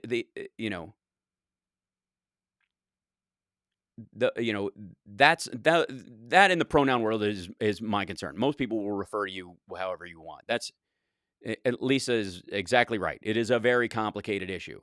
And that's why this is only one area. We don't actually have to. I didn't initially guess how much of a legal focus you were discussing. Apologies for the delayed update. Not at all. What I'm saying is the ramifications of this person LARPing as trans when they are a sexual predator. The current law in Canada will put them in a women's prison, and they are not. They are not biologically female. They are not trans and female. They are not even non-binary. This is a mask. This is no more real than the BTK killer putting on a plastic face mask. And putting women in that position with that dude in jail with them who is not trans, and believe me, trans people who are in danger in male jails specifically, like male to female transgender people who need to move to a female prison to be safe, I'm down. That makes sense. Physical and hormonal transition being what it is, it's it's crucial that someone in that circumstance is safe and in the proper housing facility for who they truly are. I don't have a problem with the transgender female being in a female prison. Like that's obvious. I have a problem with this person pretending to be trans so they can get into a female prison. But if you're not allowed to talk about it or call it out for what it is, when it shows up in the news because your channel can get scrubbed, that's not just anti-free speech or whatever. That's dangerous for the women that this person will be predatory towards. That's my issue. Medical personnel have to treat the person's physical symptoms, not their identity in an emergency. First, do no harm. Right. And again, that sometimes you'll go, if someone is with you in an accident, you're trans, and you're very effectively presenting as male, for example, you have facial hair, you've gone fully into the gender presentation of it, but you still have your uterus, for example, or something. That's something the doctor's going to need to know. You're trying to figure out how to apply abstracts to a very specific issue. Now, I'm trying to deal with how do I properly gender this person who is a fraud. That's 100% it. This isn't even in the abstract about that's a sidecar conversation, honestly, about gender pronouns and stuff like that. People can have all they want. I don't think that's settled science, even in the community, about how to deal with it completely. It's just don't be a jerk to start with, and then figure out how to be the best person you can. I'm talking about literally word for word. If you call this person out for not being trans, you can get a strike on your channel, get it removed. You could be violating Canadian civil rights law, even though and be called transphobic, even though I believe in trans rights. And I believe trans people are real. And I believe that this person is an affront to them, but is not trans and is not their problem. And it's hateful, anti-trans. Even if you want, I don't like the phobic words, but if you're going to use the word transphobic, it's transphobic towards trans people to saddle them with this cretin. That's what the conversation's about. Anyways, okay, think about it. You guys let me know. If you have a thought, I'd love to hear it in the comment section. Work this out, because it's very complicated. It's very complicated. And as it should be, because we're interacting with human beings, and human beings have a lot of variance and frailty and all this kind of stuff.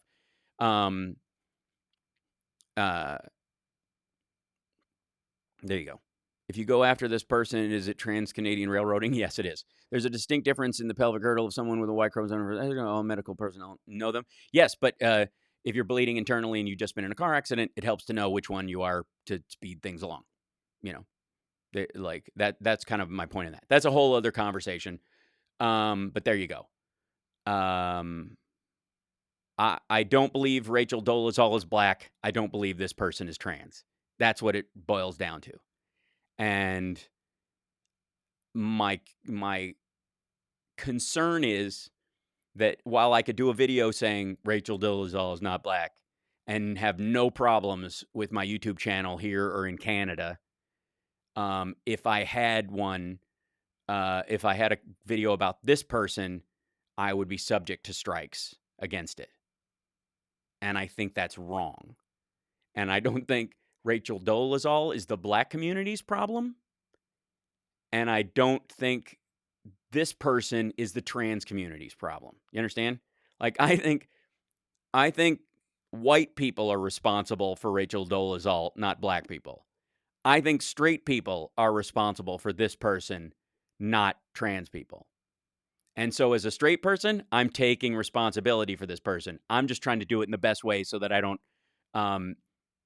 hurt trans people along the way in trying to do this. That's what I'm saying. That's what I mean. Does that make sense? Hope so. Anyways, germinate on this, guys, because it's not going to heal itself right away. This is not one of those things you can fix right away. And it's why I brought it up in this group forum, so that you guys can ruminate on it at some point over the holidays. Might occur to you oh, I have an idea. Maybe there's a nickname for this kind of person that is, that very distinctly codifies the existence of trans people while calling out this kind of fraud. That may occur to you, whatever. So there you go. You guys are awesome. I appreciate it. There you go.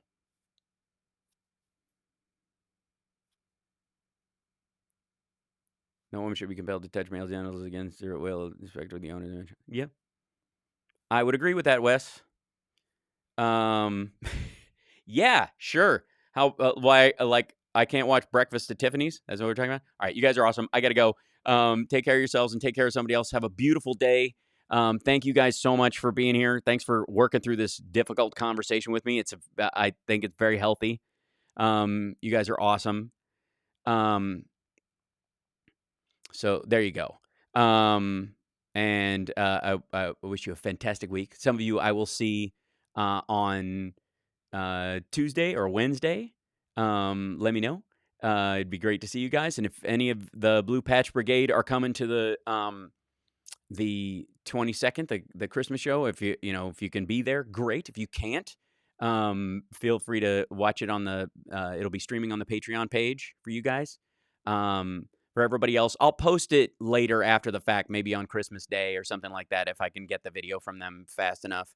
But there you go. You guys are wonderful. And again, like I said, the whole purpose of this conversation is to be a better advocate, and is to be more helpful and clearer about this. And there's a lot of conversation on how to do that needs to be had. And again, not all of it should be on the backs of the people who experience this stuff, firsthand. It's not all, like, it's our spill. Let's clean it up. There you go. You guys are awesome.